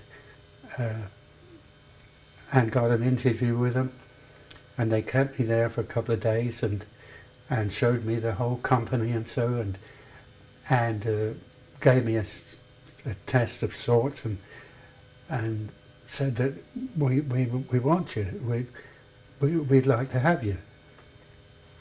So they said they wrote up a contract, and they said they would, when it's finished, they had to get it through the Labour Department and so on to get permission to work there, and so then they would send it on to Mary's parents, you know, when it was finished. So they accepted me there in their technical department there, radio repair. From what I've read of your Philips experience, it sounds as though Philips was a very good employer. Oh, They yes. treated their employees quite well. Oh yes, yes they did. They did. They provided housing and that type of thing, and you had outings too, that you went out and they provided drinks and food and stuff, you know, like we were out on the Rhine and had a boat trip with all our employees, and so our group of employees and that type of thing. Yeah, they were very good. Made me pretty much want to quit Delphi and go to work for Philips. I doubt if they're still that well, good. Who knows? I mean, I don't know what it's like now. Yeah. No idea. But until we left in yeah, 58. we left in '58. Yeah, yeah. Well, put it on pause for a minute. Okay. I want to hear you pronounce your name with the Dutch accent. Your Dutch name. My name was Marijke de Groot. That sounds nice. Marijke. Yeah, very much so. So, and that is spelled M-A-R-Y-K-E. Yes. Okay. So I just dropped the K-E, but left Mary. I want some equal time here. He's told about how he saw you. What did you see when you looked back and saw him for the first time? To be honest with you, I didn't recollect seeing him when he came by, when I was sweeping the sidewalk. It wasn't the pavement, it was the sidewalk. And but when he came over at night, yeah, then he looked pretty good to me. Now, he was sure from he the was get-go. handsome. He was sure from the get-go. Did you? Were you fairly certain that Oh, yeah. oh, I want this guy? Oh yeah, Really? I did. Ah, But my parents were pretty apprehensive at first. yes. They thought, oh, a soldier, you know. No. But, Was the test when he went to church with you? well, he was a Christian. Yes. He was a Christian already, when, Okay. otherwise I wouldn't have entertained anything. I didn't want. I could have had enough boys that were non-Christians, but I wasn't looking for one. But he was a Christian, and my dad and him talked a lot about the scriptures, about the Bible. You know, they sat together and went through the Bible, and Eddie asked questions, and my dad showed him a few things. And so, well, they came around pretty fast, my parents, and they started to like him, and they thought, well, that might be something, you know, for her. And they really liked him, loved him, Yes. and well, that's how it happened. Yeah. You described how all of a sudden you had not had a family, and now here's this family, Yeah, and you really felt like this is the first family you'd ever had, and it was quite something to behold and to get used to. Mm-hmm. Mm-hmm. tell him that scripture that I sent you, your father and mother. Yes, and I shared with her that I was an orphan, that I had no family and so on. And she quoted the scripture there in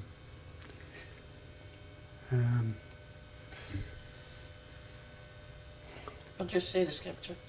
yeah, when your mother and father leaves you, God said, I'll be there to take you up. Yeah. It's from the Psalms. Yes. I think it's from Psalm 45, I think. Yeah. And she gave me that scripture. Yeah, It's a good one.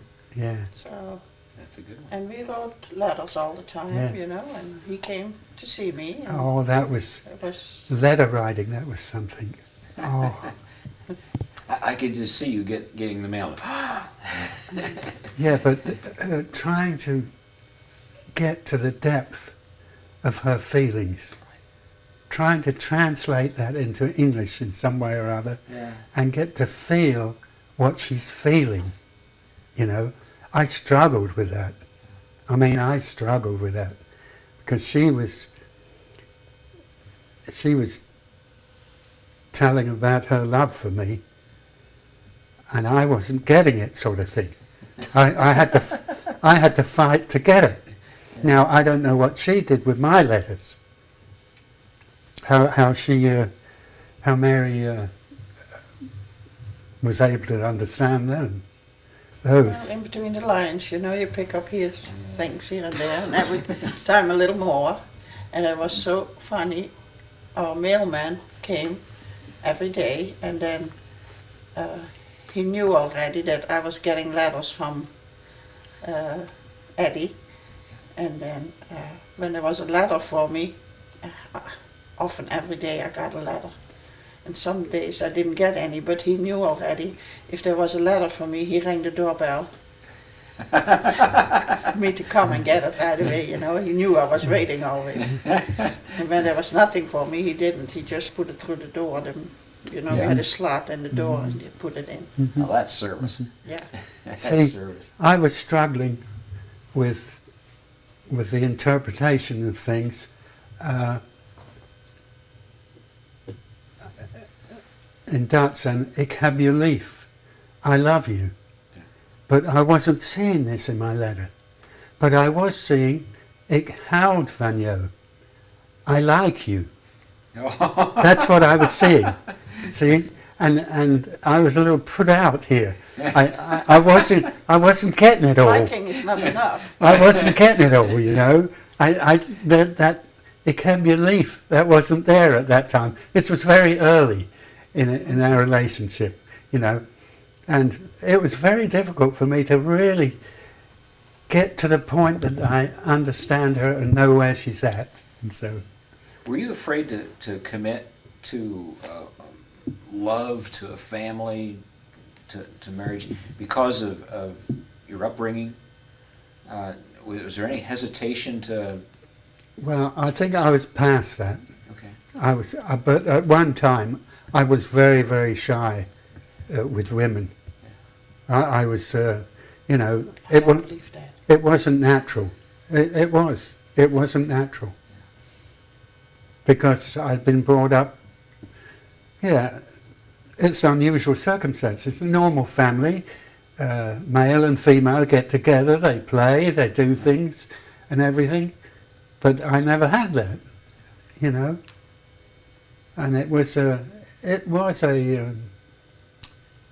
little problem for me at one time. But once you saw me, that was all gone. Yeah. All you need is the right medicine. Yes. And you got the cure. Yeah, he wasn't shy with me.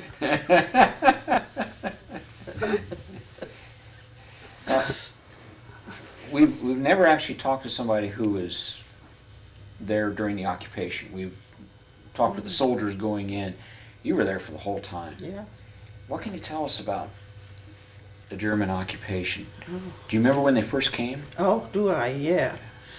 Planes, they went over the roofs of our homes.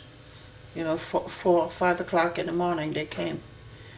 And here we were scared to death, you know, when we heard that. And we all got up, you know, and my dad was up already. He was across the street from us was a patch of ground, and he rented that to make his garden for the family. And motorcycles came by with the Germans, you know, and they had the gun at him in case what would he do with the shovel, Yeah. you know? But they pointed the gun at him, and then slowly but surely more and more came by, you know, on foot a lot. They didn't have tanks, they didn't come by with tanks. I'd never seen a German tank come by. But then, well, of course we were scared when we saw them go by and didn't know what was going on really until we heard on the radio, you know, what happened. And the night before that happened, Hitler was on the radio with a speech and said, oh, he would never do anything to Holland, you know. Yeah. We were his best friends and good neighbors, and 4 o'clock in the morning there they came. My brothers were the night before biking along the German border there. We lived about, 2 miles away from the border there. Okay. And they came home and they said, Dad, they were rolling up all the barbed wire on the border there, he said, because there was always a roll of barbed wire there. And my dad said, oh, it's probably rusty, they probably put new wire up or something, you know. But that's why they rolled all the barbed wire up, because they were planning to come across. And so then a couple days later, we were in town. We lived a little bit out of town, but then we were in town, and here they marched in the prisoners they had taken already, you know. And These are prisoners who were what, Dutch army prisoners? Dutch and Belgium and French, Yeah.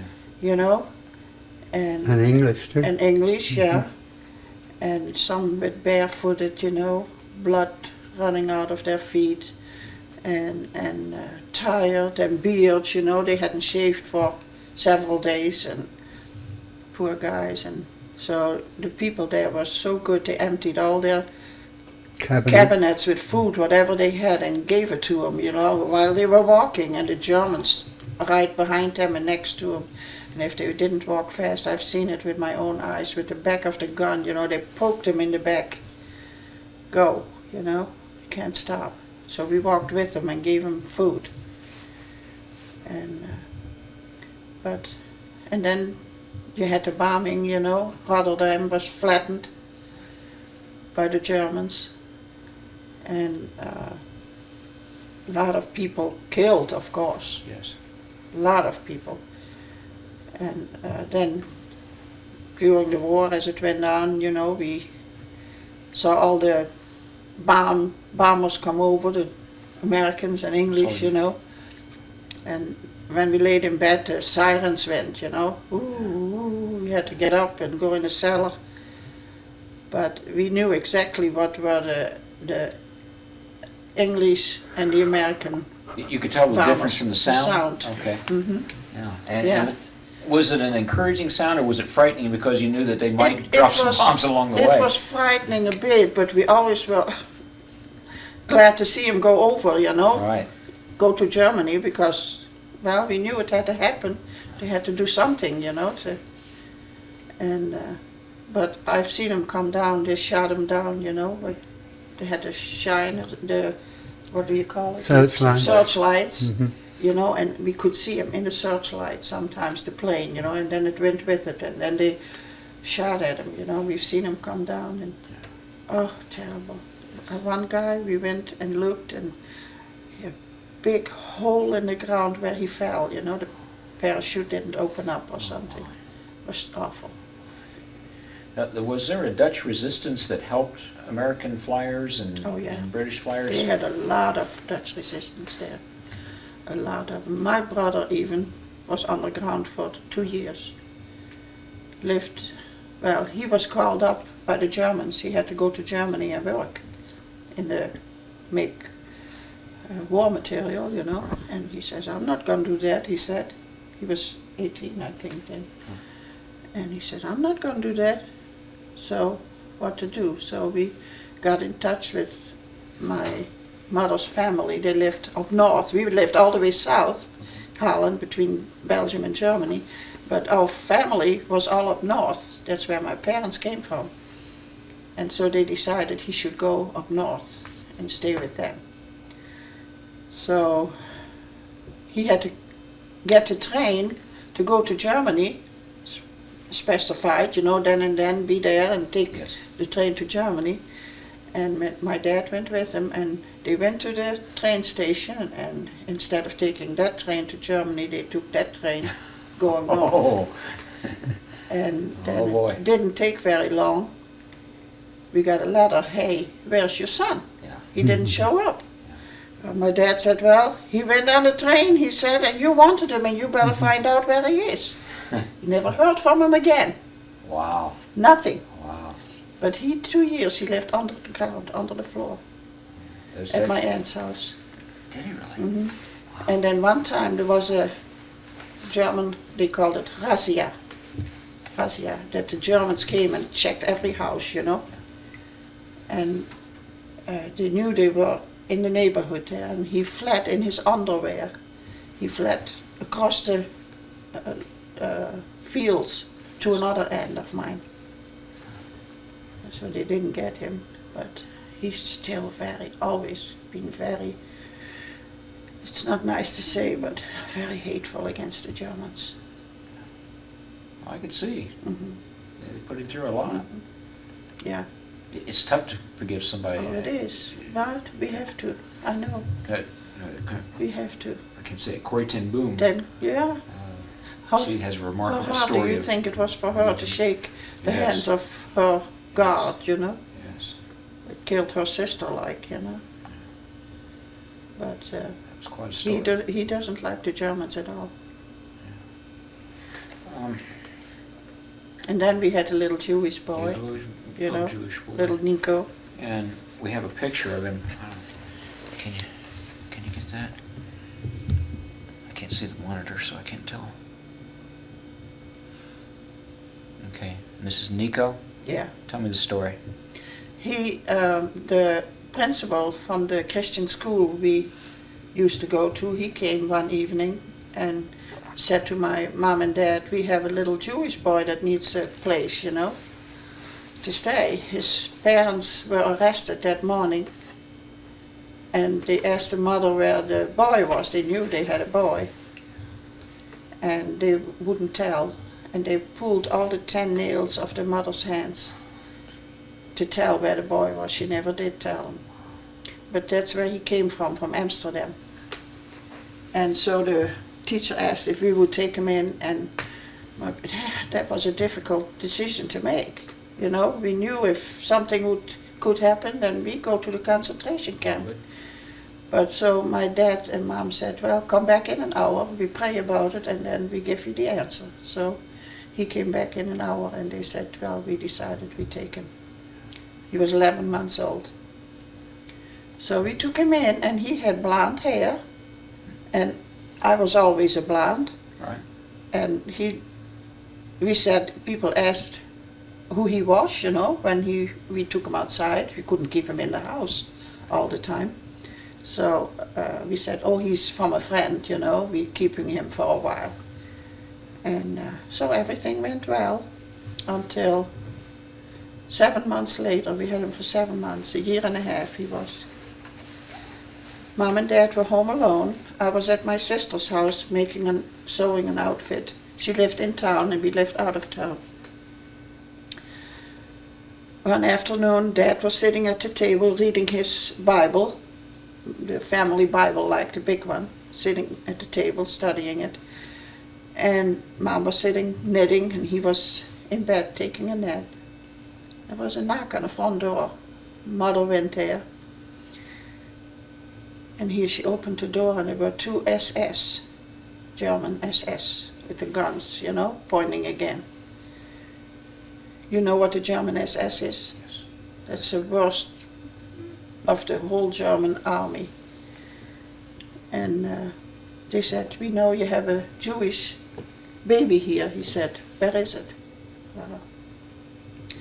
My mother said, well, come in, you know, she said, and she couldn't do anything else. And at the same time, two came in the back door. So there were four, those big guys there with their guns. And they sat down and they said, where is the child? And Mother said, it's upstairs taking a nap. And they said, well, go get it. So she had to get him out of his sleep, poor baby. It had to be so hard on her.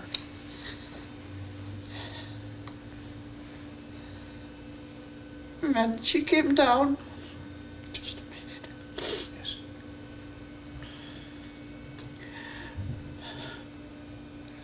When she came down with him, they said, oh, because he was so blonde, you know, they hardly could believe that he was Jewish, because they're usually dark hair. Yes. So they said, open his diaper up and let's see. And he was circumcised, which the people in Holland weren't. They didn't do that at that time. So by that, they knew that he was Jewish. And they said, then he turned to my dad and he said, I see you're reading the Bible there, he says. Don't you know that the Bible says you have to obey the law? He knew the Bible. At home they were Christians. Can you imagine something like that? He said, don't you know it says in there you have to obey the law? And my dad said, yeah, I know that, he said. But it also says obey God more than men. And he says, I did not take him because he was Jewish. We took him because he needed help. And he says, if you have 10 German children that need help, he says, I'll take them too. And he said, you can have as many Germans as you want, he said, but this one has to go. And then he turned again to my dad and my mom and he says, I have orders to arrest you and your whole family, he said, but I see you through honest. He says, so we only take the child. So they had to dress him and walk him to the police station. It was 45 minutes away walking. And they had to carry him and drop him off at the police station. And they walked behind him with the guns, you know, so they couldn't go anywhere. But then you'd think how hard that was for my parents to just give him up and leave him there, knowing what would happen to him. I can see your mother going up into that room and getting that baby. That's just Awful. heartbreaking. So I was at my sister, like I said, sewing an outfit for him all of a sudden the doorbell rang and my sister went there, and that were my mom and dad, without a baby. And I heard him at the door and I ran and they were both crying, you know. And then they told us the story, what had happened. But then the next day, a policeman from the police station came to our house and said they have taken him to Westerbork. That's a concentration camp up north in Holland. They have taken him there. So we had just taken that picture a couple of weeks before. So Dad took that picture, and we had some friends that didn't live too far away from there. And he went there and gave him the picture and said, in case, you know, we were hoping every day that we would be liberated, you know. That was in 42. But in case something happens, you know, look for this baby.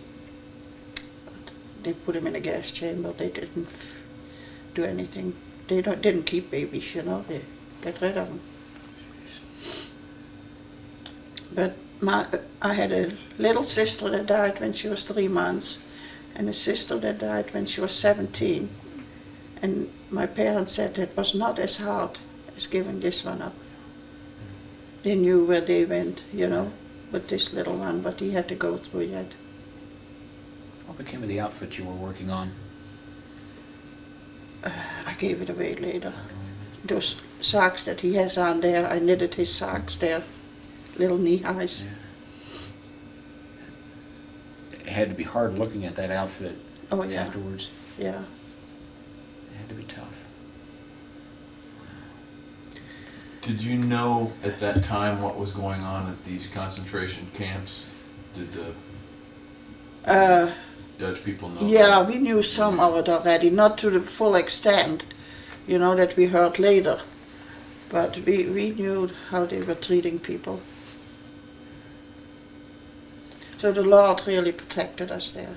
Yes, and they could very easily have taken it all. Yeah, And your father was extremely brave for yeah, saying what he Yeah. did to them. yeah, They could have just shot him just for yeah. That's speaking right. back to Yeah, them. they could.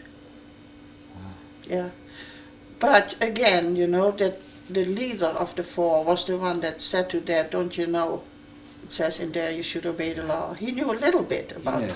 Christianity, Mm-hmm. you know, and maybe that little bit, you know, touched his heart, that he didn't We take can hope us. that eventually it did. Yeah. Well, Edmund, you've got an incredible wife. And Yeah. I know you probably have such a great level of respect for her just for what she went through alone. And that's why All it the other hurts things me you know so about much it. now again that they start another war, you know. Have you read my tribute to her in the book? Yes. You're, Yeah. Yeah, that was not fun, I tell you, but the Lord brought us all through. Our house was bombed twice, but luckily we got all these by German bombs or Yeah. by Allied bombs? German bombs. We had a fellow. We who were was- already liberated. Oh, okay. Yeah. Okay. See, and then they came over for the military, Americans or English, you know, to bomb, and they Did just you have dropped them. any sense of how close they were? When the British and American armies were coming your way, did you have any sense of how close they were? Oh, I tell you one thing. I had a friend, and I went with him to his house. Wow. So the Allied armies were coming close. Could you hear them? Oh yeah, Okay. we could hear from the distance Okay. shooting, you know. But you could probably hear it from both sides, couldn't you? I mean, how? Well, mostly at first only from the Americans. The Americans liberated us, Right. Americans. But so I went to this friend's house, and finally we said, well, it's time to go home, you know. And we came to we were on bikes, and we came to a viaduct where we had to go under to go home. And all German soldiers there, you know, busy on the road. And They told us you can't go through here. You know, they were laying mines on the road there. See? And so what were we going to do? And where we lived, there were coal mines. And on the one side, they had big mounds of stone that comes out of the coal. You know, they sift it and they dump all that there. Right. So we said, well, let's go over the mound there. You know, they were long, for miles that went. Let's go over there, and then on the other side, we go, and then, but we had a bike, so we saw a house, a little house, and we left our bikes there. I asked if we could leave the bikes there, because we couldn't take the bikes where we were. So we walked, and then finally we went up that mound and walked for a while, and here the shells started coming, the German shells coming from Germany. And they fell everywhere on all sides of us, and I've never been so scared in my life. We laid flat on the stones there down, you know, and then we went a little bit, and then they came again, and so finally it got a little quiet, and we went down on the other side, crossed the road, and went through the woods. And then all of a sudden we heard talking, German talking. And here there were German soldiers. And they stopped us, and they said, where are you going? And we said, we're going home. We're trying to find home, you know. And they said, can we go with you? They were fleeing, the German soldiers, see? Can we go with you and put us up for the night? And we said, oh yeah, of course, you know. So we were safe there. And so we finally got home. And we had the house full. My sister was there with her husband and the child that they had. We all went in the cellar, you know, and my brother and his wife were there, and then us kids all. And then the friend of mine stayed there too. And we said, well, we asked the neighbor next door. They have nobody there, you know. So we asked the neighbor next door, and they said, yeah, fine, let them stay overnight, you know, that's good. So they stayed there early before that. Light, they left already, you know, for Germany. Now that's a good point. I'd heard that a lot of the Germans were surrendering to the Allies. Oh, yes. Did you experience a lot of Germans coming toward you and just giving up and toward the end there? There were a lot, yeah. But, I heard there were miles of them. yeah, yeah. Oh, yeah. Mhm. So, Yeah. were we happy when we were home, I tell you. Not bad. That was the most scary time I've ever went through. I can imagine. Yeah.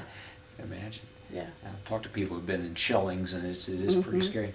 You hear them coming, whining, you know, and then they, all of a sudden. Now that's something I'd be interested in. I've heard that the American artillery fires in a rolling barrage, just one right after another, just over and over and over again. That the German shells would come in randomly. Yeah. What about the British artillery? Was it any different in any way?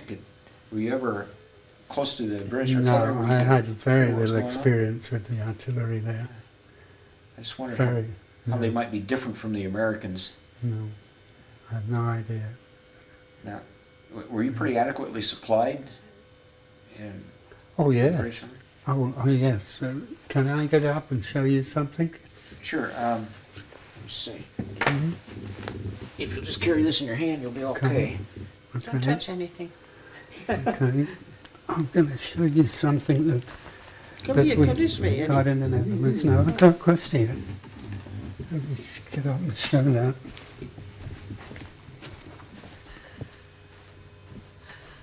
You left, Don. Let me just pause. Yes, was it? English. These are English, the smaller ones. You want to yeah. take the flowers out? Just take the flowers out. Yeah. The Americans had bigger ones. There, you can see where it was made, what lot it was. And that was a Dutch craftsman Let me see if I can. who made those.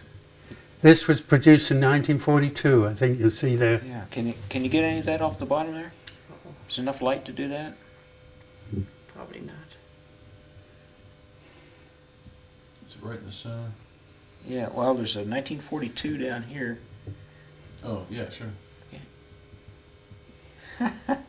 That's something. Was it a DF? Then there's a 13 underneath the D. Yeah. I can't quite make it out. Well, anyway. Now, those are handmade by Dutch Yeah. craftsmen. A friend of Dutch ours did craftsmen that. did Yeah. these old shells. Yeah. Old shell cases. That And- thing's beautiful. And, Isn't it? and We've got 2 of them. Oh, for crying out loud. Yeah. I've never seen anything like that. Yeah. yeah, They made vases out of yeah, it. yeah. Talk about beating your swords into plowshares. Right. Yes. At the end of the war, these were iron, metal, just metal. They Yeah. run out of brass. Oh, really? Yeah. Oh, yeah. No, I didn't know That's that. pure brass. Oh, yeah. Yeah. Pure brass. Wow. Yeah. We're coming up with all kinds of interesting things. Didn't expect that. So, But there were piles Piles of of them laying them, there, yeah. you know, piles wow. of them. Yeah. That's Yeah. that. What's your impression of the Dutch people? You spent quite a bit of time there. Yeah. You I didn't like, you only liked me. no, I do. I like the Dutch people really. I think they got a lot of dry humour. Yeah. Yeah. I had an old DKW German car, and I was doing some welding at one time, a little bit of welding, and a piece fell down, a little rod, and I wasn't thinking, so I picked it up, and I dropped it so fast, and the guy next to me said, "What's the matter? Is it heavy?" I said, they got a lot of dry humour like that. Yeah, and another thing is, they say,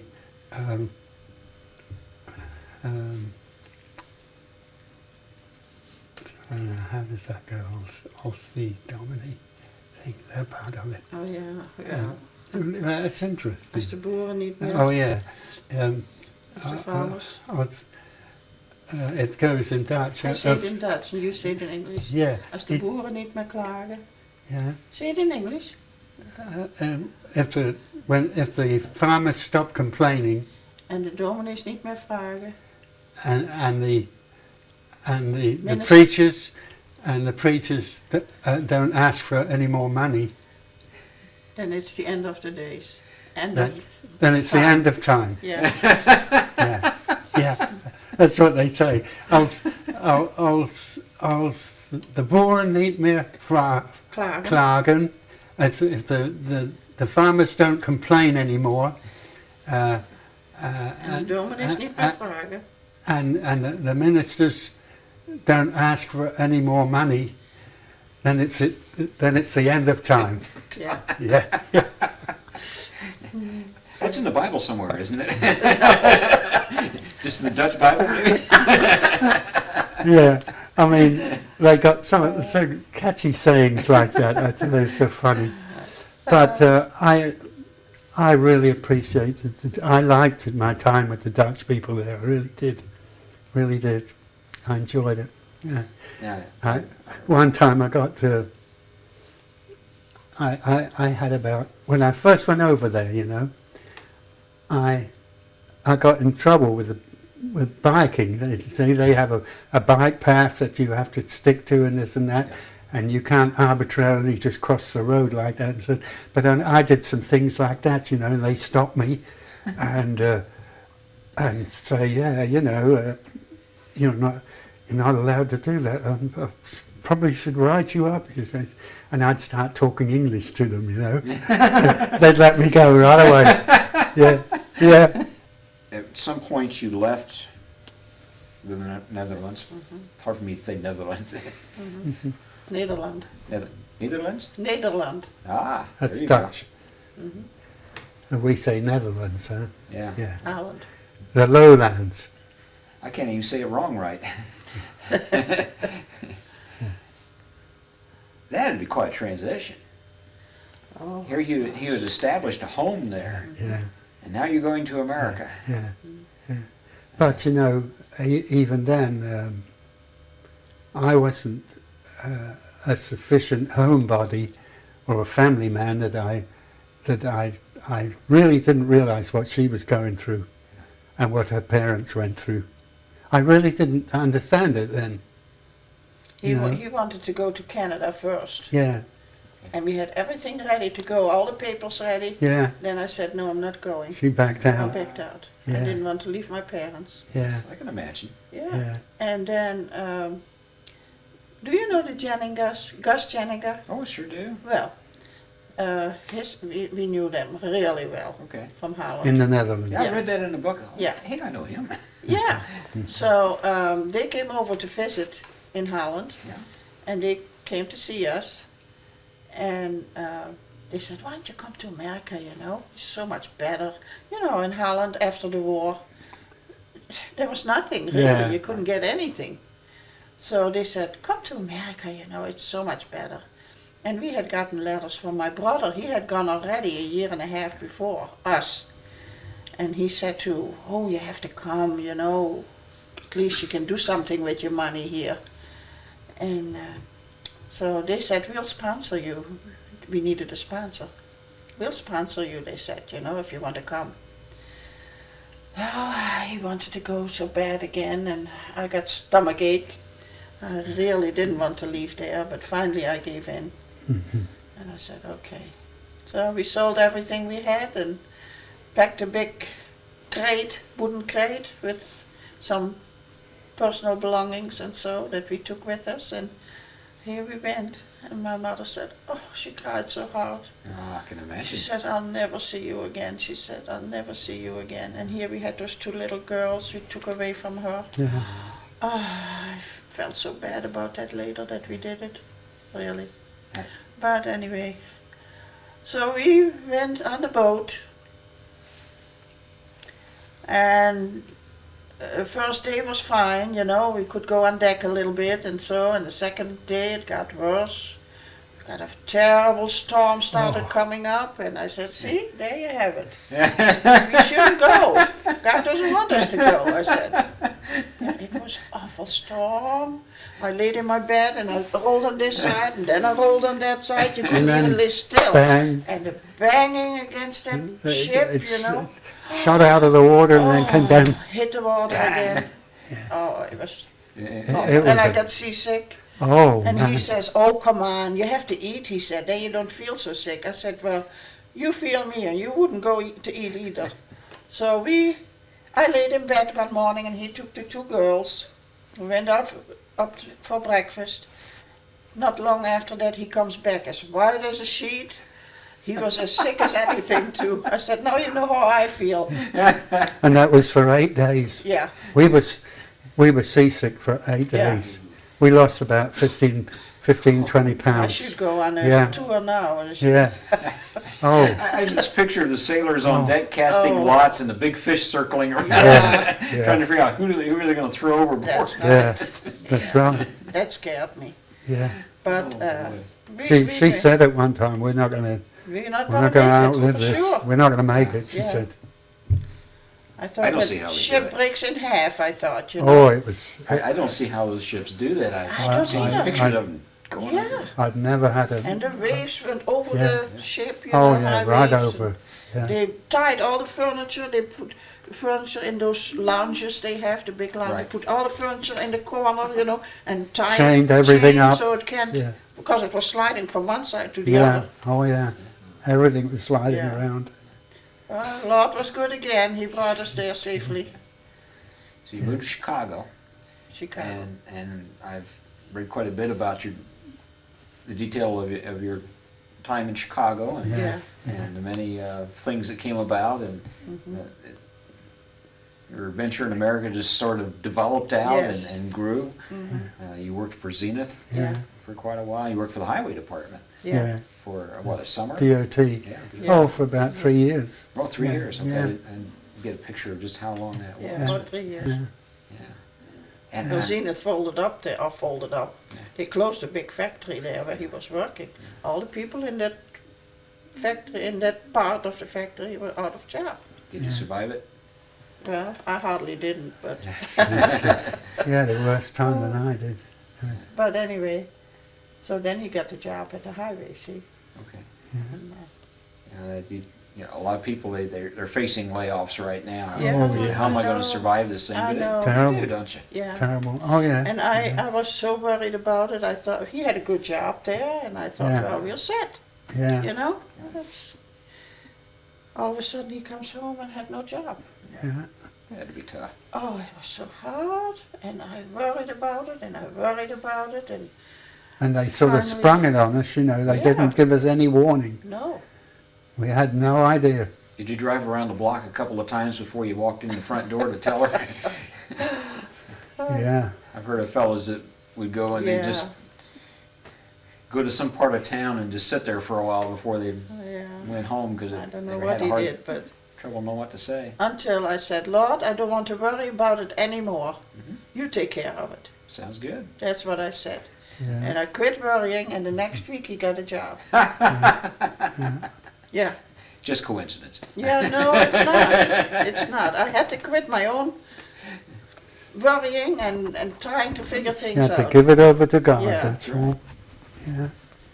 So, and then in '73 we came to Anderson. Mhm. Now, there was something, when you were in Chicago, your parents came to visit you. Oh, Mhm. yeah. And I heard of all the wonders in America, the thing that they were most enthralled with was McDonald's. My dad Yeah, loved yeah. the They loved the milkshakes. milkshakes. Yeah. Oh, Yeah. Well, that's yes. a question I had. What flavor? Vanilla. Vanilla. Yeah. Yeah, I'm a Yeah. strawberry guy myself. When we went, I do too. When we went to McDonald's and we said, Dad, what would you like? Oh, some of that white stuff, he said. Yeah. Some of that white stuff. Witter good. Yeah. They call He it. didn't know milkshake, you know. Yeah. Some of that White stuff. stuff. Yeah. Oh, it was so wonderful to spoil them, you know. Uh-huh. And then they were going to come for the second time, and I guess Mother was so, how can I say, nervous about it or something. Yeah. She broke out with shingles. Yeah. Yeah. And 2 weeks before they were supposed to come, so Yeah. they didn't come anymore. I'm curious of, when you came to America, were you more impressed by the big cities or by the Great Plains? No, cities, New York there. Oh, Oh, yeah. oh, Oh, yeah. my, Yeah. Yeah, everything was so big. Roads so wide, you know, Yeah, you have narrow yeah. roads, and yeah. at that time, now they have big roads too already, but And those cars along the side of the road Yeah. in Chicago, all those cars. and nobody hits a car or anything. It was someone else. And then the Statue of Liberty, I tell you, that was absolutely Yeah. magnificent. I read about that in the book. You were definitely Yeah. impressed by that. Oh, Yeah, yes. that was wonderful. Yes. I've never seen it. I've been to New York No. once and I didn't Oh, get to see the oh. statues. Yeah. Oh, Yeah. Oh, we got a good look at it. You go right close past it when you go into Hoboken there. Yeah. You're in the Hudson River there, and boy, you get right close to it. Yeah. Wait, when you first hear of it, you think statue. When you go past it, you think building. I mean, this yeah, thing is yeah, huge. right, Oh yeah, yeah, yeah. yeah. And then I mean, Somebody- it was absolutely. Somebody picked us up from the boat, Dutch people that lived in New York. We knew them from Holland too.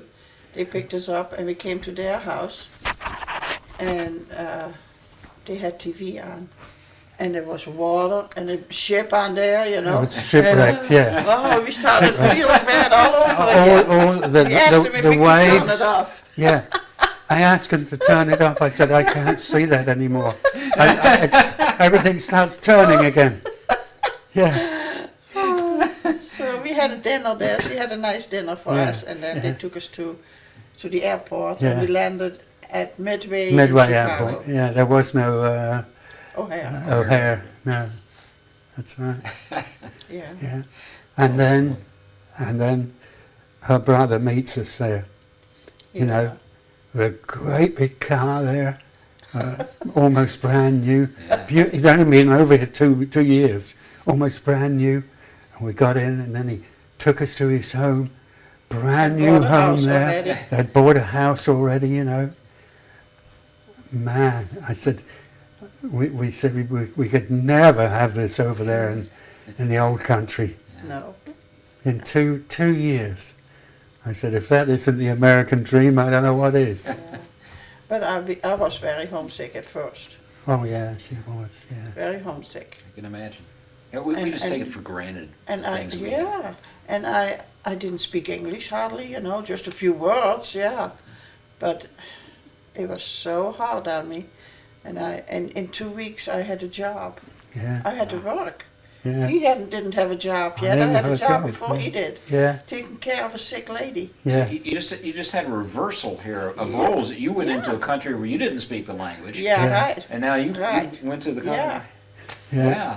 I Yeah. hadn't and- thought about that before, but you really did. And Yeah. and they said something and I didn't know what they were saying, you know, and I thought I say yes, then it's okay, you know. And I should have said no. And when I said no, it should have been yes. But that's how I learned, you know, and finally I did pretty good, yeah? Sure did. Yeah. She speaks better English now than quite a few Americans. Yeah, sure does. It wouldn't take too much out of some of the Americans. Yeah. So how in the world did you wind up here in Anderson? Well, we had 3 girls, and our oldest daughter got married. She didn't want to go to college, so she lived pretty close to us there. And then Emily got out of college, out of high school, and she wanted to go to college. And Dennis we went to the same church in Illinois, Dennis and his folks and Dennis us. Carroll. And she had kind of an eye for Dennis, you know, and Dennis for her. So Dennis was in Anderson College, so she wanted to go to Anderson College. So that's how they, you know, finally made it together and Yeah. got married, and they stayed here in Anderson. And they kept saying, "Oh, Mom, come to Anderson, you know, winters are not as hard, we hardly ever have snow and Yeah. this and that." And so it sounded pretty good, so we came to Anderson. Mhm. And then not long after that, our oldest daughter says, "I'm not going to stay here by myself either." She says, "I'm going to come too." We are pretty close, you know. So they moved to Indianapolis. Yeah. And, So now you have three 3 girls. girls. Yeah. All right. Now give me their names again and what's become of Anne. each one in life. Oh, Anne is the oldest. She married Marvin Rakel. Do you know Irv Rakel, maybe? I know some Irvin Raquels. Rakel. Yeah, I don't. Well, she married Marvin Rakel, and he's a computer guy. Okay. He went to Anderson College too. Yes. And he works now for community hospital in Indianapolis. He's been there for almost 25 years. Okay. And Anne works at IU Med Center, a social worker. Okay. And then Emily, she went to college and she was a school teacher for a while. And then she worked, she married Dennis then. Mhm. And she works here for Crown Point now. Yeah. She's the director here at Crown Point. And then Ruthie, is our youngest, she came 14 years later than the oldest daughter, and she's an American. She's born here. Yeah. After we were here 3 years, we got Ruthie, Uh-huh. or Ruth. I'm not supposed to say Ruthie. Your But mom, you can say. yeah, I can. But she married a wonderful Christian boy too. He is from Pittsburgh, but Yeah. he works for Train in Indianapolis. Yeah. Train Air Condition. He's a civil engineer or something. Yeah. He is a salesman for Train. He measures up the big buildings, the air conditions, Yeah. you know, like schools and factories, Schools, and factories, hospitals, just- and so not just homes, but the big stuff. he figures all that Yeah. out, what they need, What they- and so on. Yeah. Hmm. A wonderful Christian boy. All 3 of them have wonderful Christian husbands. Yeah, We're that's blessed. true. Yes. Yes, we are true. We're blessed. Yeah. Of course, you helped engineer that a little bit too. I mean, you Wow. passed it on to them. Yeah, we did our best, and The one thing that they had that you didn't have, parents. Yeah, Full-time, that's loving right. Christian parents. And that's right. that's right. it really, Yeah. the blessings come Yeah. from that. Yeah. yeah, but And look what the Lord did with a little orphan boy here. yeah. Well, God was with us, and Yeah. and through the ups and downs, and through the joys of life, through the disappointments, God's grace has been there. Yeah. You know, and He's helped us I so do. much. There was something I was going to ask you about. You became American citizens at one point, Mhm. naturalized citizens. Mhm. Chicago. Yeah, in Describe Chicago. the day. Oh, Oh. that was a beautiful, beautiful Wonderful. day. Yeah, we had prepared for it. We learnt the Pledge of Allegiance and so on, and learnt a bit about American government and so on. And we gathered there, down there In Chicago. in Chicago, in a great big It was a Building telephone there. company, wasn't it? telephone Big. company building, yeah. Yeah. And there was a speaker there, and he was talking about our change of life, and that we now owe allegiance to America, and invited us to ask questions after, and we were so proud, really proud We all of had it. to say the Pledge of They'd Allegiance. say you the know. Pledge of Allegiance, and we were proud to get our citizenship papers, really were.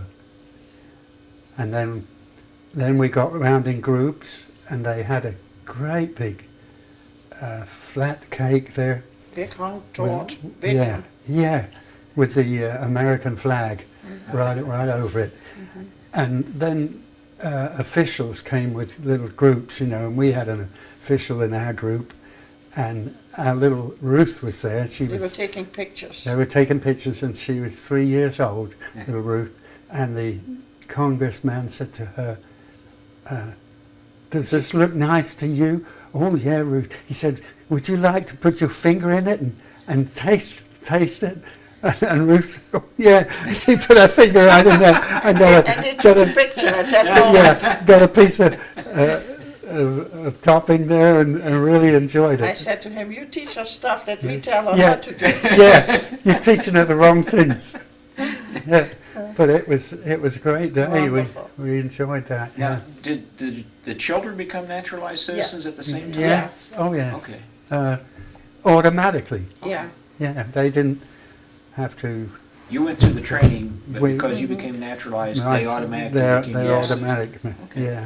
Yeah. Didn't know how that worked. Yeah. Yeah. Yeah. Was there any feeling of remorse over turning from your native countries and becoming Americans? Was there anything No, not really. holding you back Not there for at all? me. Not Wow. then. Well, there's a point there. When we came over off the boat, through immigration authorities, there was a fellow there who said to me, he said, now you're going to be an American citizen now, he said, what would you do if America fought against England now? He said, what would you do? I said, well, if I'm an American citizen, I would have to fight for America. I said, I couldn't fight for England because I'm not attached to them anymore. You know, and that's the sort of answer he wanted, I guess. I said the right answer. Yeah, We Americans did it to ourselves at one point in history. yes. Then Yes. one time, when we lived in Glen Ellen, we lived 3 years in Chicago, and then we moved out to Glen Ellen. I don't know if you know where Yes, that is. Yes. We lived there for 12 and a half years. Mhm. And while we lived there, they ransacked our house one time. Yeah, We had 2 metal strong boxes, you know, where we had all our papers in, citizen papers, passports, and everything, you know. Who did that? teenagers, young kids. Teenagers. They caught them, but they wouldn't tell us who they were, you know. It had nothing to do with you being Europeans? Oh, no, It was no, just no. They just picked a We house. were They at church vandalized the On place. Saturday night we were at church, there was something going on. And our youngest daughter, Ruthie, she was with a neighbor across the street. They liked her so much, and they said, "Oh, we keep Ruthie, you know, you go." So we went there to pick her up, and then we drove just across the street, and we drove into our driveway, and we didn't have a garage opener. I got out of the car and opened the door, and then the back door of the garage was open. And I said to Eddie, "Oh, somebody's been here." I said to him, and then I saw the rug that was laying in front of the door, inside the house, was laying in the garage. I said, "Eddie, somebody's been here." And he left the car there and came out, and we went in the house, and oh, what a mess, what a mess. We called the police right away, and they came, and he went upstairs, and he said, "Oh, it's probably a pillowcase gone from your pillow," he said, head pillow. He said he usually stuffed that full. And it was true, they had taken the pillowcase off the pillow and stuffed it full. All the drawers from the dressers, everything, emptied out on the bed. Everything. See what they could find. And in the closet, closed closet, we had strong boxes there. They took both boxes with them. We had no more citizen papers, no more passports. All Or our identity was all gone. identity, important papers Yeah. were in there. Yeah, so we had to get new citizen papers, new passports, all that stuff. And then they also took all our slides that we had taken from the Oh, kids yeah. when they were little and growing Yeah. up. That yeah. was the worst thing. That was Yeah. meanness. They took Yeah. all that. We had tape recorders and the slide projector and even the Screen. screen. Yeah, they took that. They took yeah, that. yeah, They went through yeah, the whole house. yeah.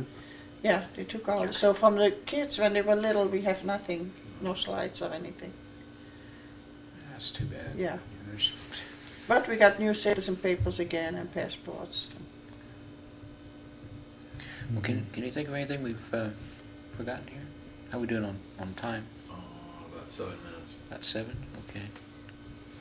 I don't know much more. Well, we always give our veterans a chance to say a few words for posterity. Do you have any personal wisdom or philosophy or messages you'd like to send to your family?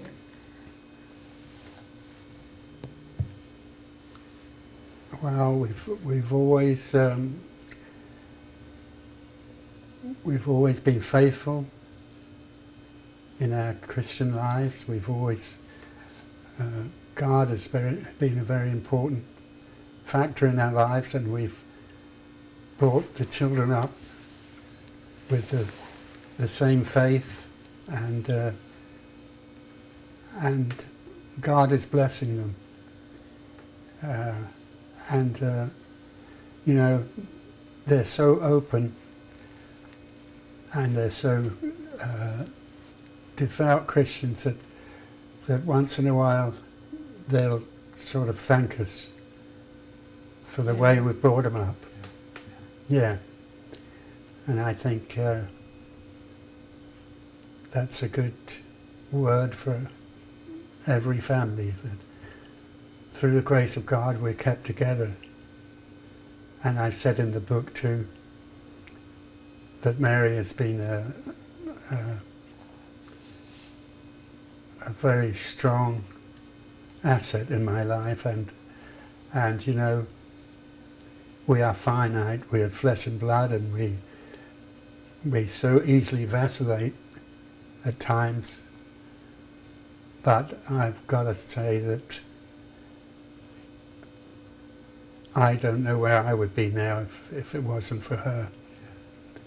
And to put it bluntly and flatly, she says to me, "If it wasn't for me, you'd be on Skid Row," she says. You know, when you get a little tied up sometimes, you know, "Oh, if it wasn't for me, it'd be a skid row." Okay, focus on the book. I like to see a picture of the cover here. Really is a good book. You did an excellent job on this. Note the authors. Not just one, authors. And there's a pretty good, you got it? Got it. Okay. There's a pretty good reason that it says by Edmund and Mary You could turn Govan. it round. Yeah, He could take that on there. There are the authors. there are the authors right there. Oh, yeah. very good book. I really Well- appreciate both of you for participating in this, and Sigmund and Govan, I want to thank you for Thank you. your service. Thank you. And I was going to ask you,